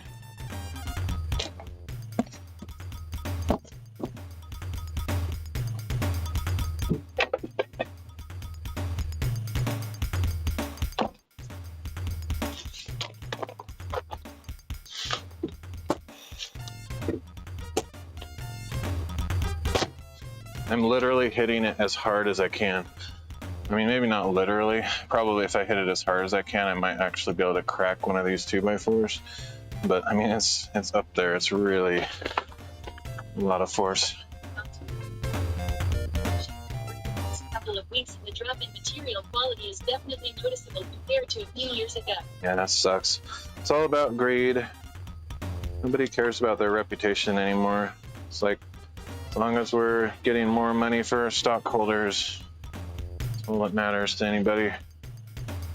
No pride in their products and brand names don't mean anything anymore. Well.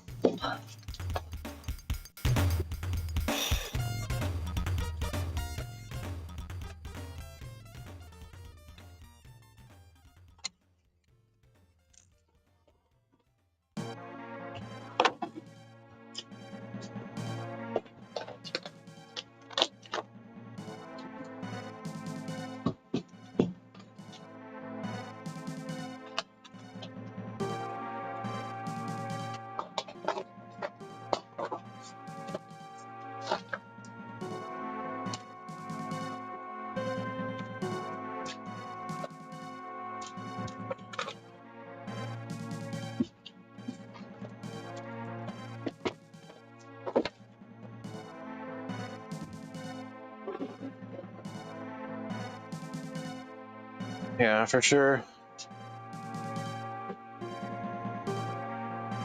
It's hard to know if it's orchestrated or it's just, because of life, world events. I tend to think that those world events are all orchestrated by either some kind of force. Oh, it just pulled those staples right through.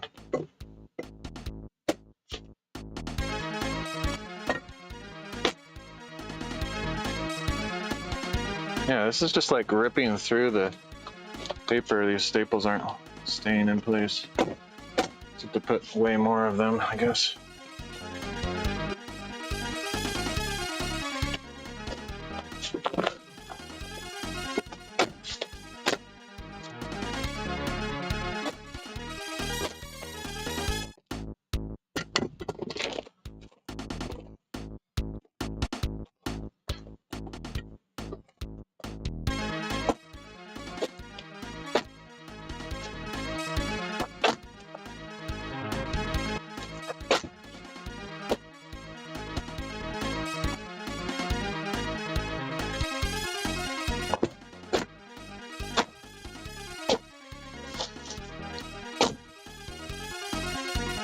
I actually finally run out of staples because that felt like it did nothing. Check.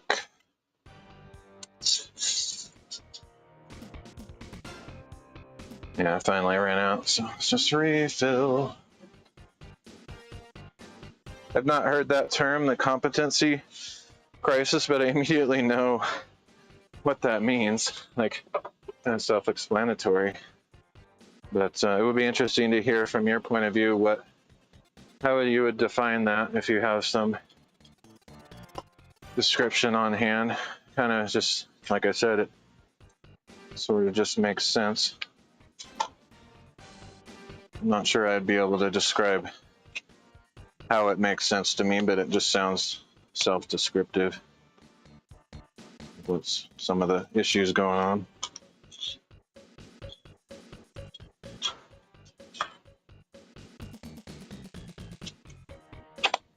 I just feel like the general work ethic and mood of the people has been taking a real downturn, and I don't say that in a totally critical manner, because I think I myself am affected by it too. I can't just point the finger.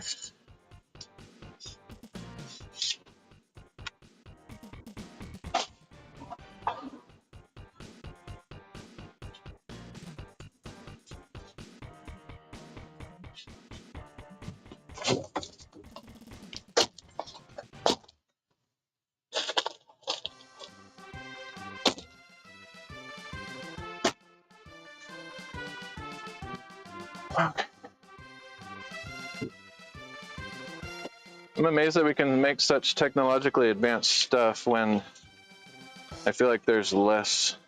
I mean, I don't know if this is true. It's just a vague impression that there's less people that really understand how the things work overall, that they somehow are able to manufacture giant factories to produce amazing products, but average person has no clue how they work. It's kind of crazy. It's probably always been like that, though. The average person doesn't understand the technology they're using.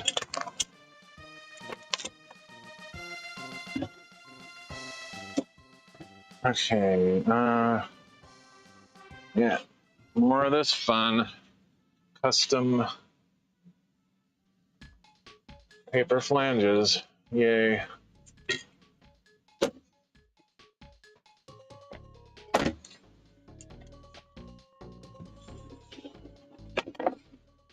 Hopefully you sense the sarcasm. I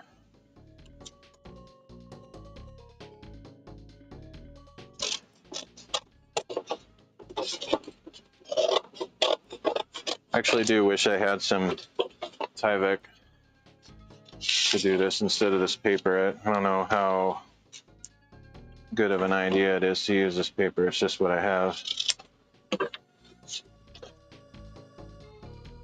I feel like it's sufficient, but I don't actually know.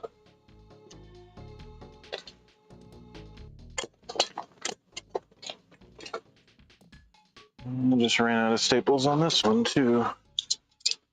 Or I have like 3 left, and typical old cheapy stapler, the last few are always completely ineffective.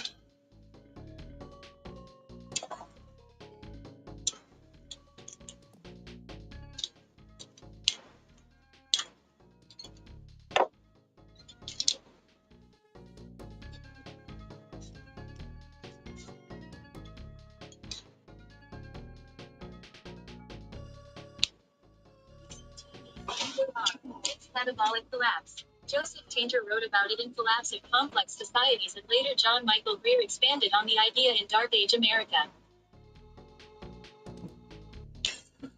Oh, so you're kind of a philosopher or student of world events. Not so much myself. Not very studious.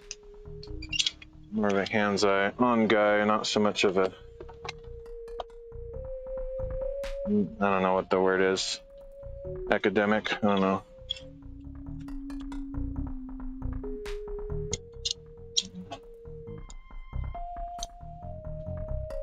Okay, I think these staples are too big for this stapler. I don't think it's gonna work.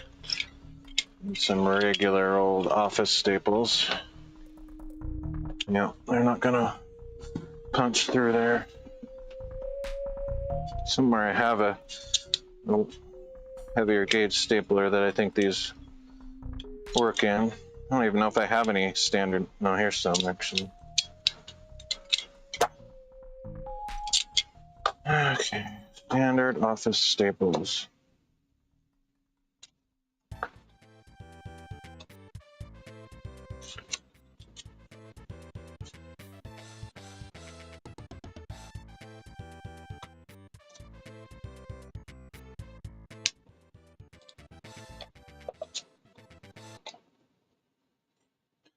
Yeah, you'd have to explain it in layman's terms if you want me to understand, since I have not read any of those fancy books.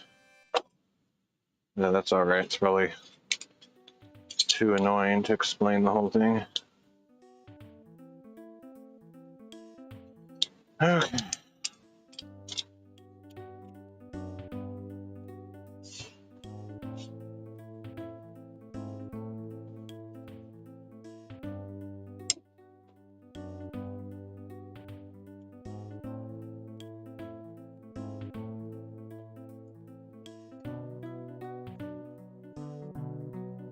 Everybody has a different point of view on world history too. Like, you can write a bunch of cool, fancy sounding stuff, convincing arguments, and it may be one perspective on a scenario, but it's really hard to know what the absolute truth is in a story or a situation.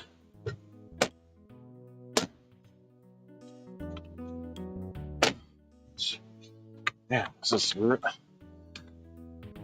mean, it works, but I'm not really a huge fan of these hammer staplers just because they require so much force.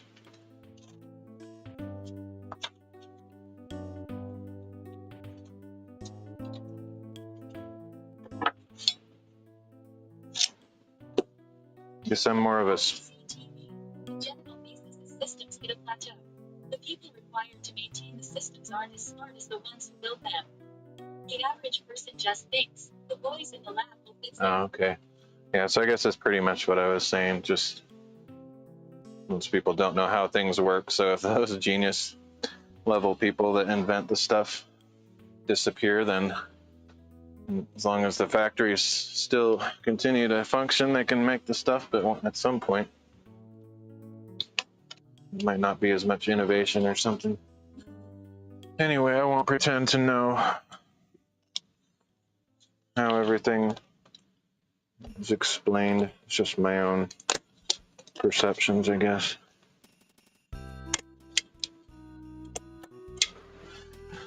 Okay. It seems like innovations are still rolling out, though, so I guess there's still enough smart people to keep that flowing. But I feel like my general perception is that more innovation is happening outside of the U.S. I don't know where you live, but it used to be the U.S. was kind of on the cutting edge of various industries, and I feel like they kind of dropped the ball and allowed globalism to take over, and not much really is made in the U.S. that's good anymore.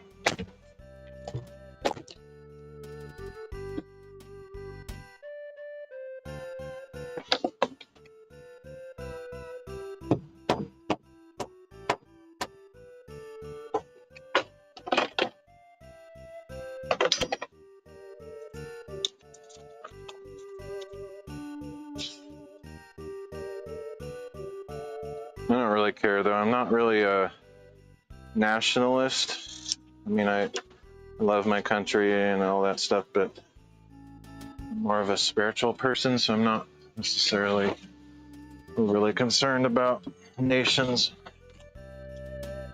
as much as individual human hearts.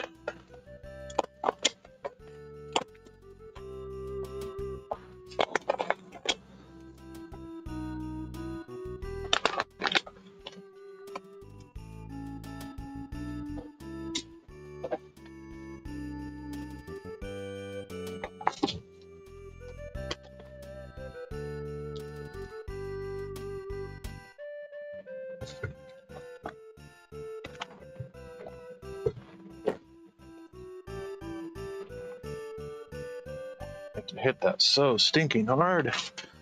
Hmm.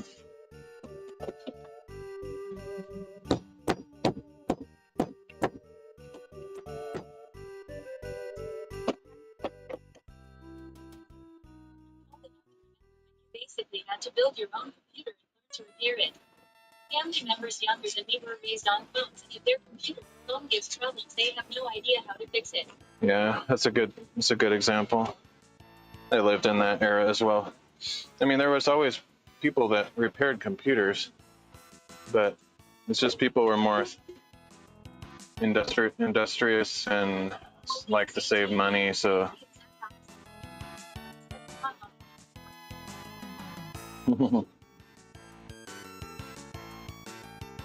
yeah. I don't know, in some ways though, it feels like the younger people are more tech savvy than older people, so I don't know, maybe there's two sides to every narrative, whatever.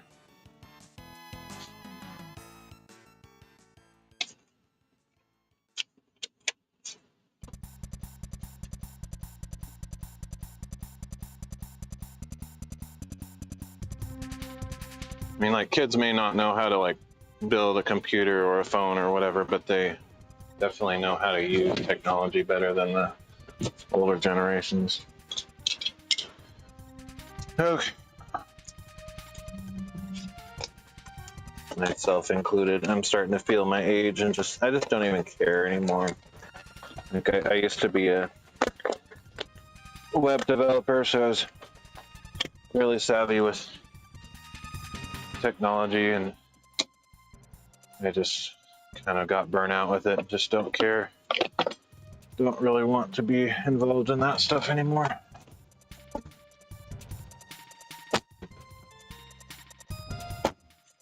I cannot hit these hard enough to push them in.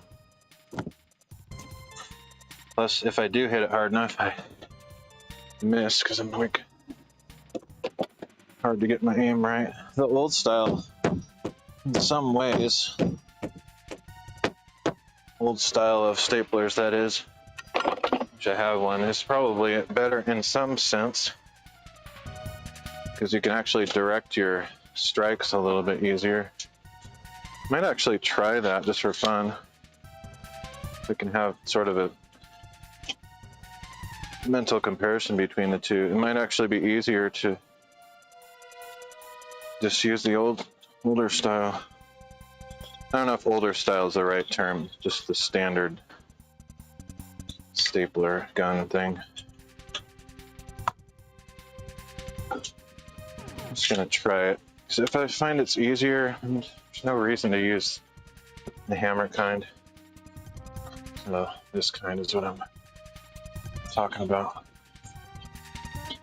Tends to think if something is a problem, just get a new one. I'm biased though, since I've always worked in engineering. Interesting. Yeah, could be. I don't know either. That could be true. I guess I'm a little bit disconnected from the younger generations. The only connection I currently have is through live streaming, and I don't spend a lot of time watching a bunch of young streamers. Don't really have any reason to do that. So I don't feel very well aware of how the younger generations think. I can have my guesses, but I haven't talked with them enough to come to a fair conclusion, I don't think.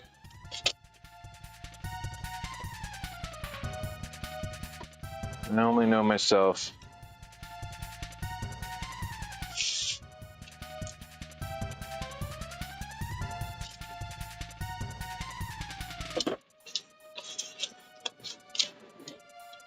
Oh, this makes it go so much slower to do it this way. Staple every single thing.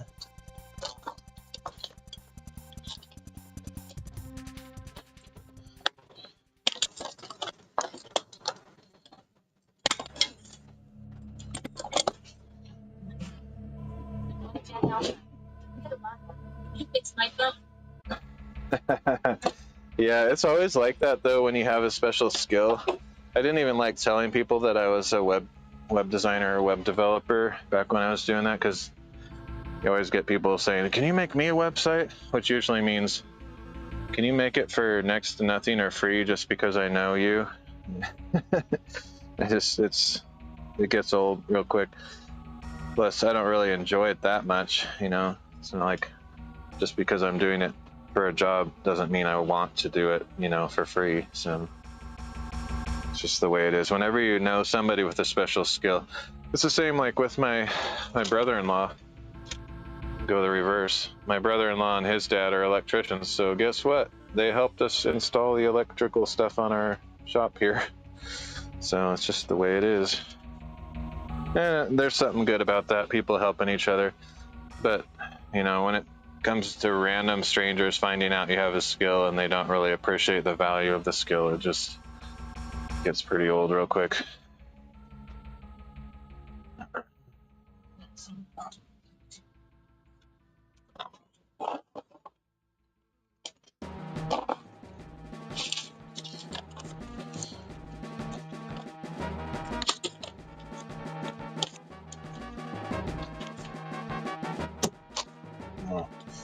That didn't work. Okay, apparently whatever staples I put in here are not compatible or it jammed.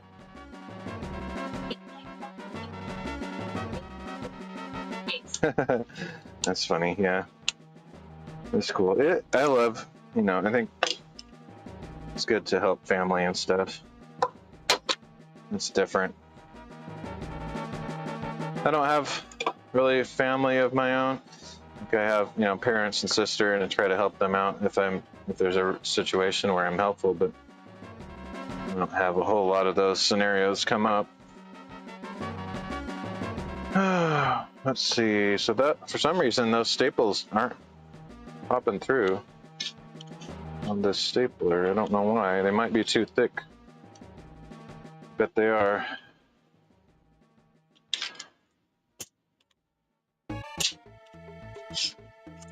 It's disappointing. I'll try one more time.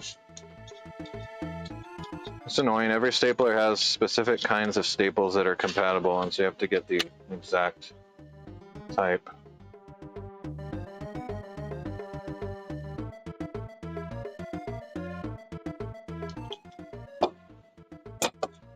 Well, apparently they're not compatible with this one, so I have to keep using the hammer stapler. Whatever.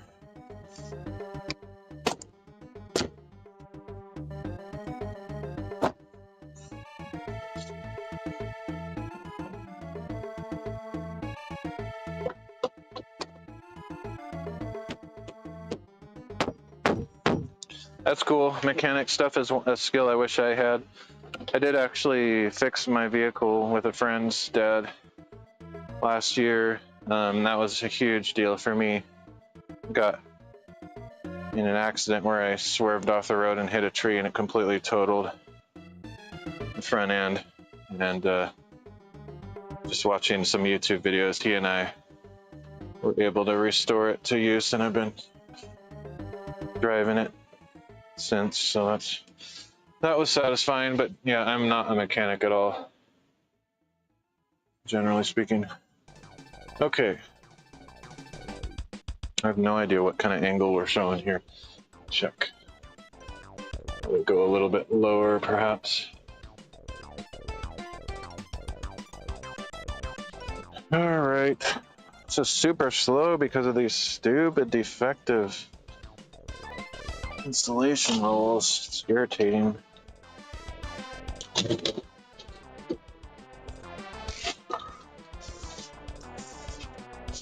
I am accomplishing stuff. It's just a very slow rate.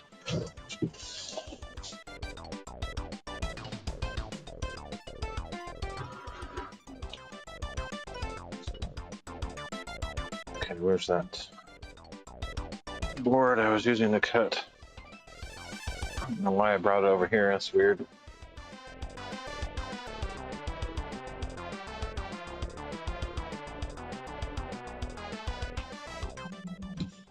Couple things I would do, but I'm not necessarily going to go out of my way to learn from scratch is mechanic stuff. I'd like to be able to weld. Never learned how to do welding.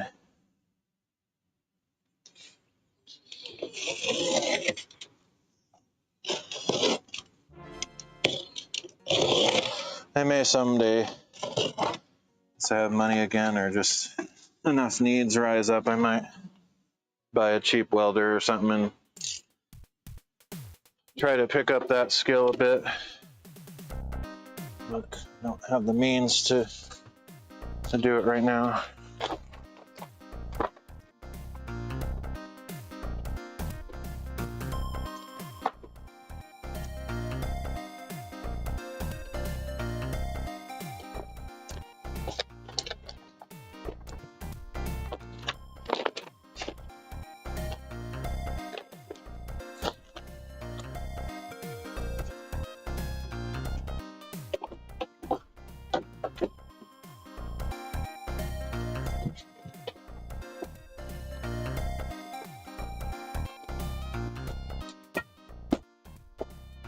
Yeah, it's hard to hit those where I want and with enough force.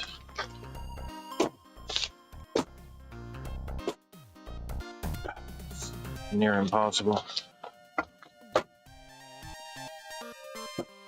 Hey.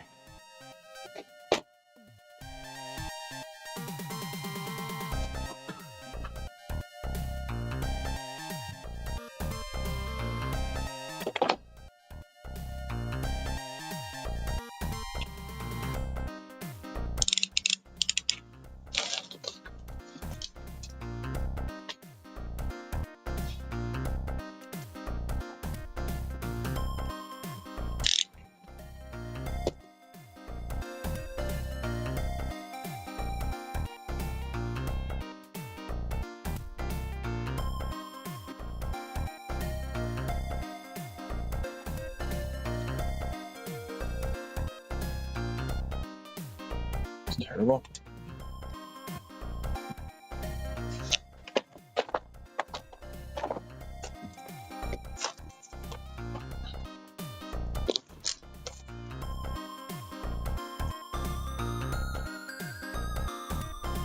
Cut that one a little bit short. I need to just use my template line. I was trying to get clever. Have to practice to maintain. I took a ton of welding classes and was getting certified in a few processes at one time. Start with big and spend the extra money for gas shielding. That's cool. Yeah, someday perhaps. It's a long way off because I don't have enough need for it, but it's just one of those kind of pipe dreams for me. Closest thing I've done is I'm more of a craft hobbyist, so I've done stained glass, which involves soldering, which obviously is a completely different discipline, but you know, it has some of the same concerns.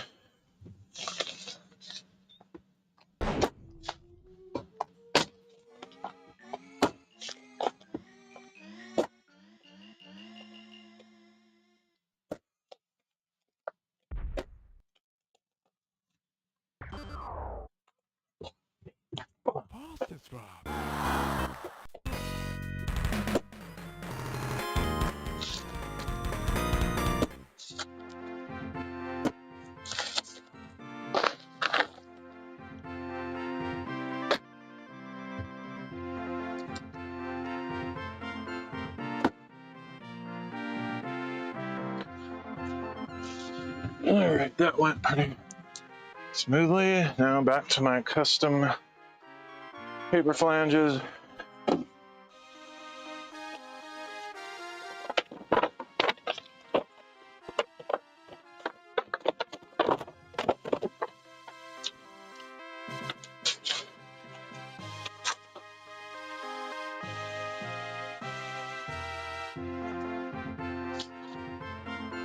I like just making stuff. Like, I'm kind of jealous of those YouTubers that have every machine known to mankind.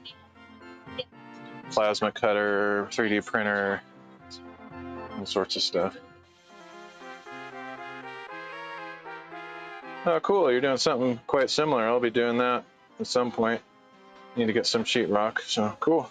All right, well, thanks for dropping by. I'll see you around. Well, perhaps no obligation to drop by. It's always good to see if a face again, or a name, I guess.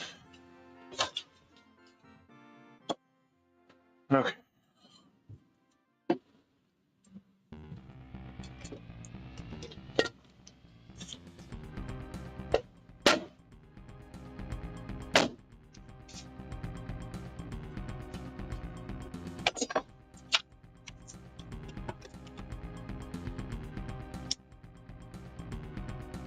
All this annoyance, I had no idea. Like, so far the failure rate is 66%. 2 out of 3 of these rolls have been defective.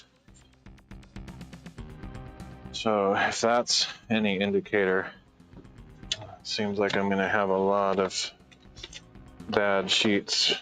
I mean, bad rolls.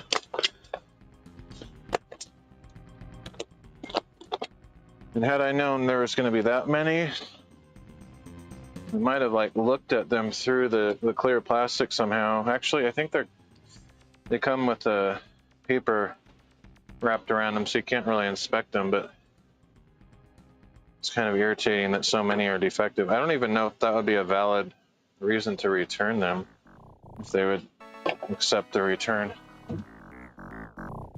Probably, but problem is you would get a replacement, and then the replacement might have the same issue. It seems to be a very common issue. Hey, Alameen.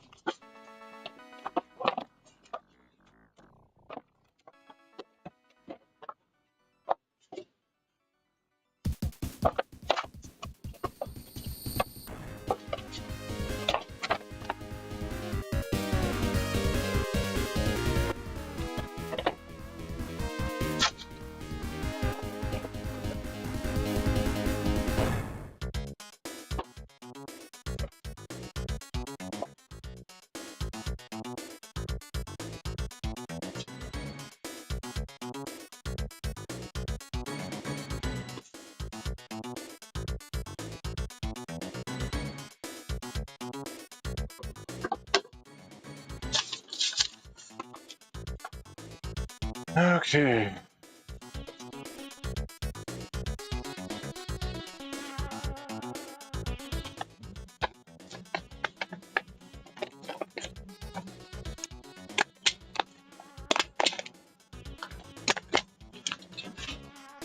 Should have more of an assembly line for this, just like cut and staple on all the ones I need for a single side, and then I'll have to keep going back and forth quite as much. Need 2 more.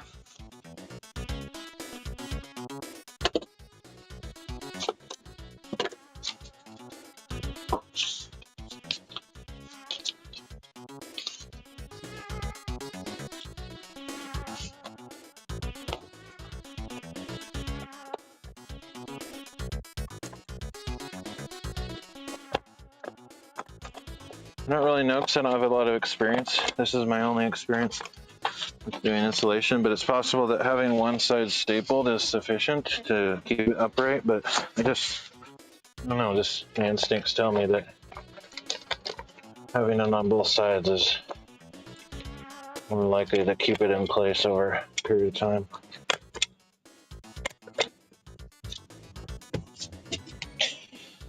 And you only get one chance to do this, so I may as well take the extra time.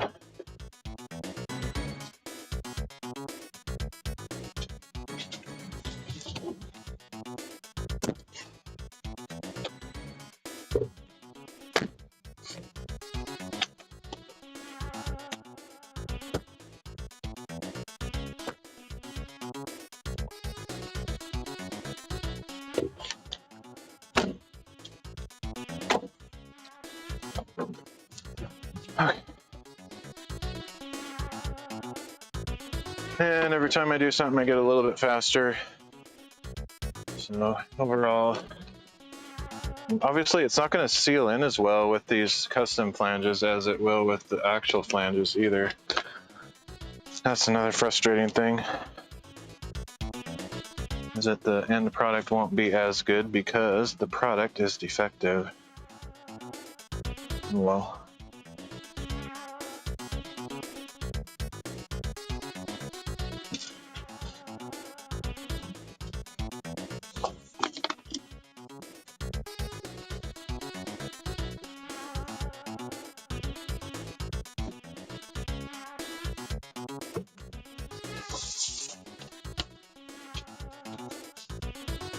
Also possible that certain companies get better product, like even though this is the de facto standard insulation, Owens Corning, maybe certain suppliers or distributors get premium selection and somebody actually inspects each roll to make sure it's not defective.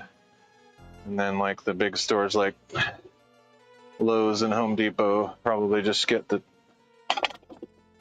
cheapest possible version of it. I'm just speculating. Maybe just overall the quality has gone downhill. I don't know.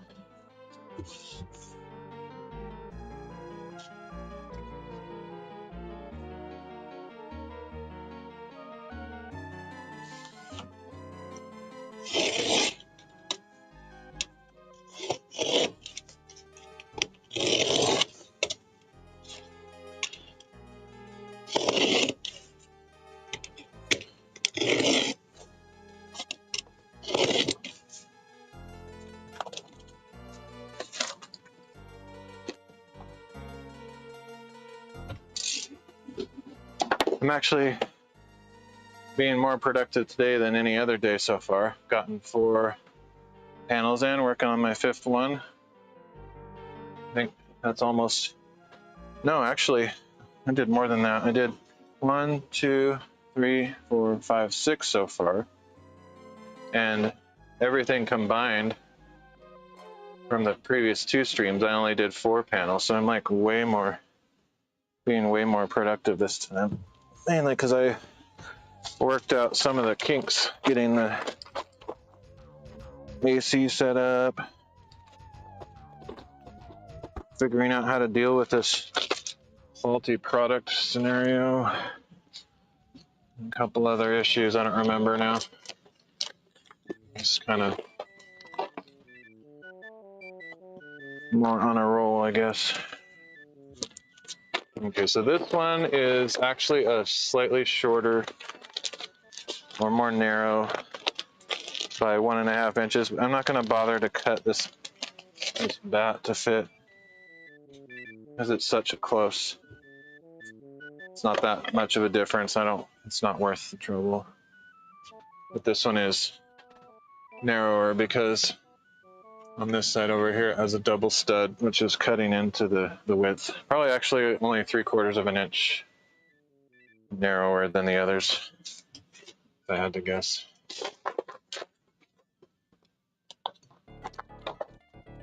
Half the width of a 2x4.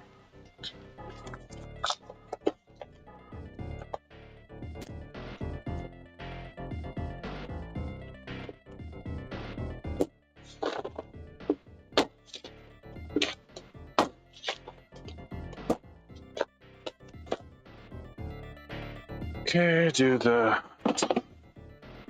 electrical cord cut in the middle. Where my blade went. Here it is.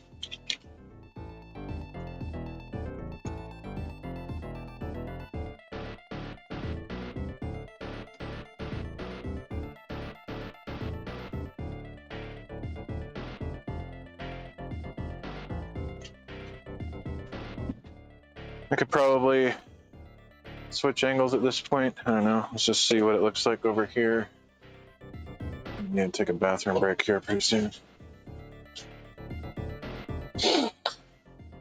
Actually, no. The only reason being I need to still cut my sections of insulation in that spot, so it's not really free for tripod placement. Just keep it up here, I guess.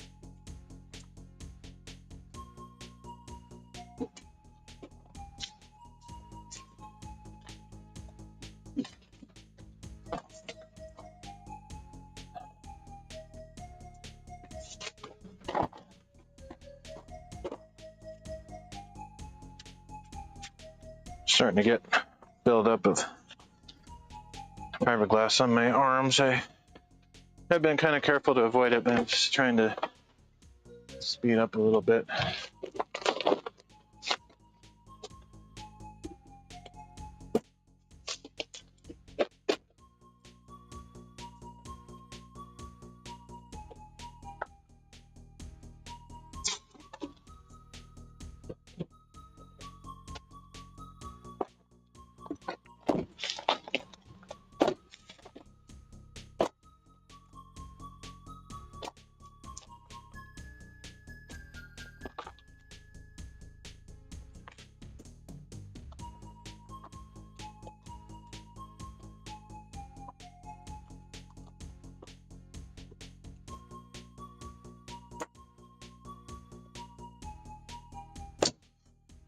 Okay.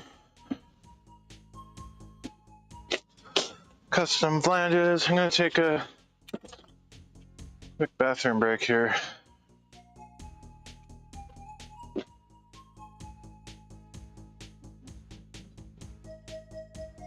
Be back in a few minutes.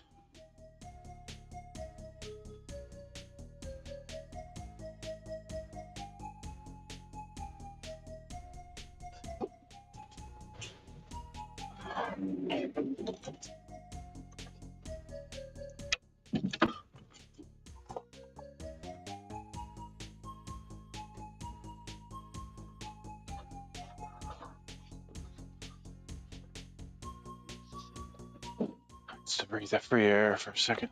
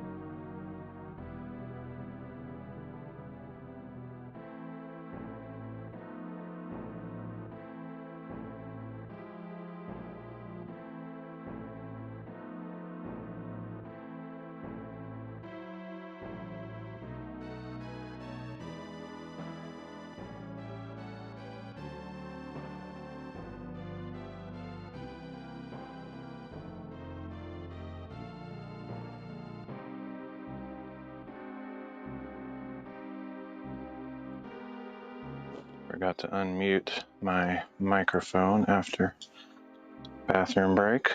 So just so you know, a little transparency. I tend to say stuff like that doesn't really need to be said. I could just go back to streaming and not say that, and no one would know and no one would care, but say stuff. I was just thinking about, I think it's very difficult to analyze society without putting our own biases and lenses on it. Like, I was just thinking, another reality that you could consider and throw into the mix, societal analysis, is the fact that there's more information available to more people. It used to be you would have to be a specialist to study a specific discipline, because the only way to get the information would be to like go to a library and look up manuals, or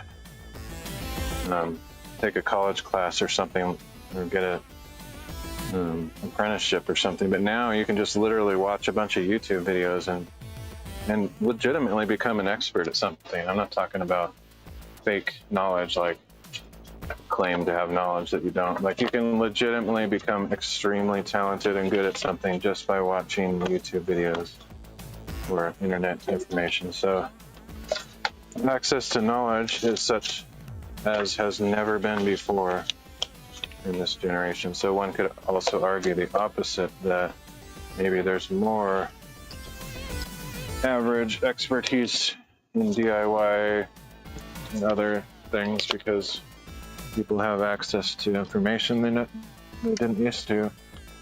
I don't actually know which side of that coin is more accurate, but you can write books about it, you can analyze it, have a podcast about it. It doesn't mean that you've achieved the ultimate conclusion of truth. You have to take in a lot of considerations.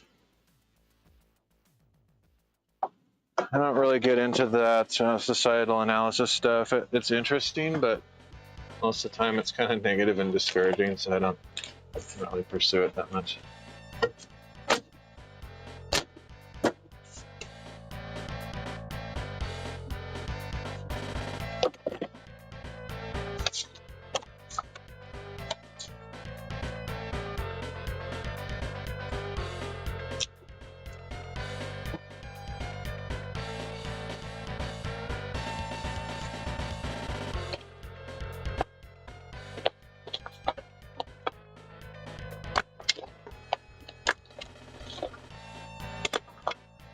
I'm living proof of what I'm saying, though. I'm not saying most people are like me. I think there is a certain segment of society that they're just like, I don't have money. I could learn how to do this. YouTube exists. Therefore, I will teach myself how to do something new. And it's easy. I don't think that would have been possible past, beyond a certain period of time before YouTube existed and other similar resources. Like, before, a week ago, I didn't know anything about insulation. Now here I am successfully installing it thanks to information on the internet. I bet at one time the specialists, the craftsmen and tradesmen, were quite annoyed that YouTube existed, because they're like, crap, now anybody can do what I do.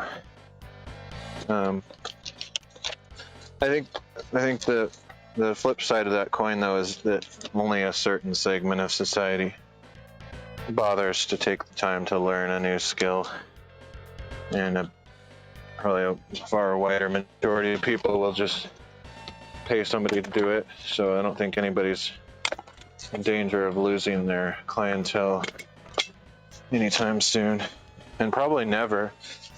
There's probably just enough people that they're aware, yeah, I could learn how to do that, but I don't have time for that, or I just don't want to do it, and so they still pay somebody to do it.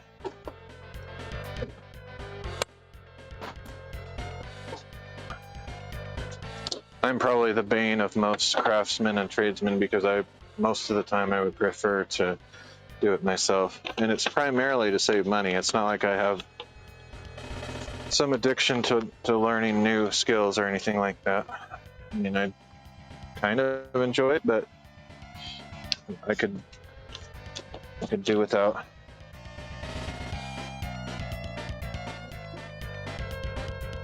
Hey, Brooklyn Oak Zone. Brooklyn Oak Zone. Thanks for the follow.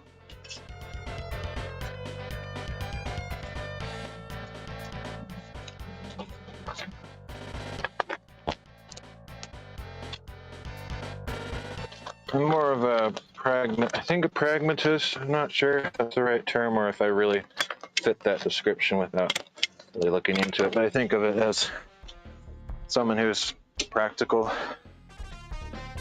does things for practical reasons. So most of the time, if I'm learning a new skill, it's for practical reason, not just because I want to learn something new.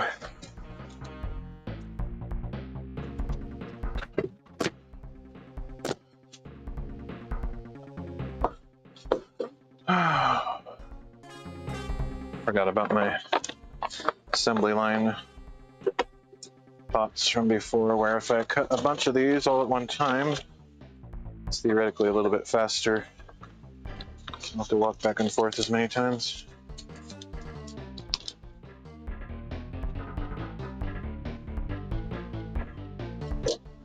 We're still making pretty good progress though. Not complaining.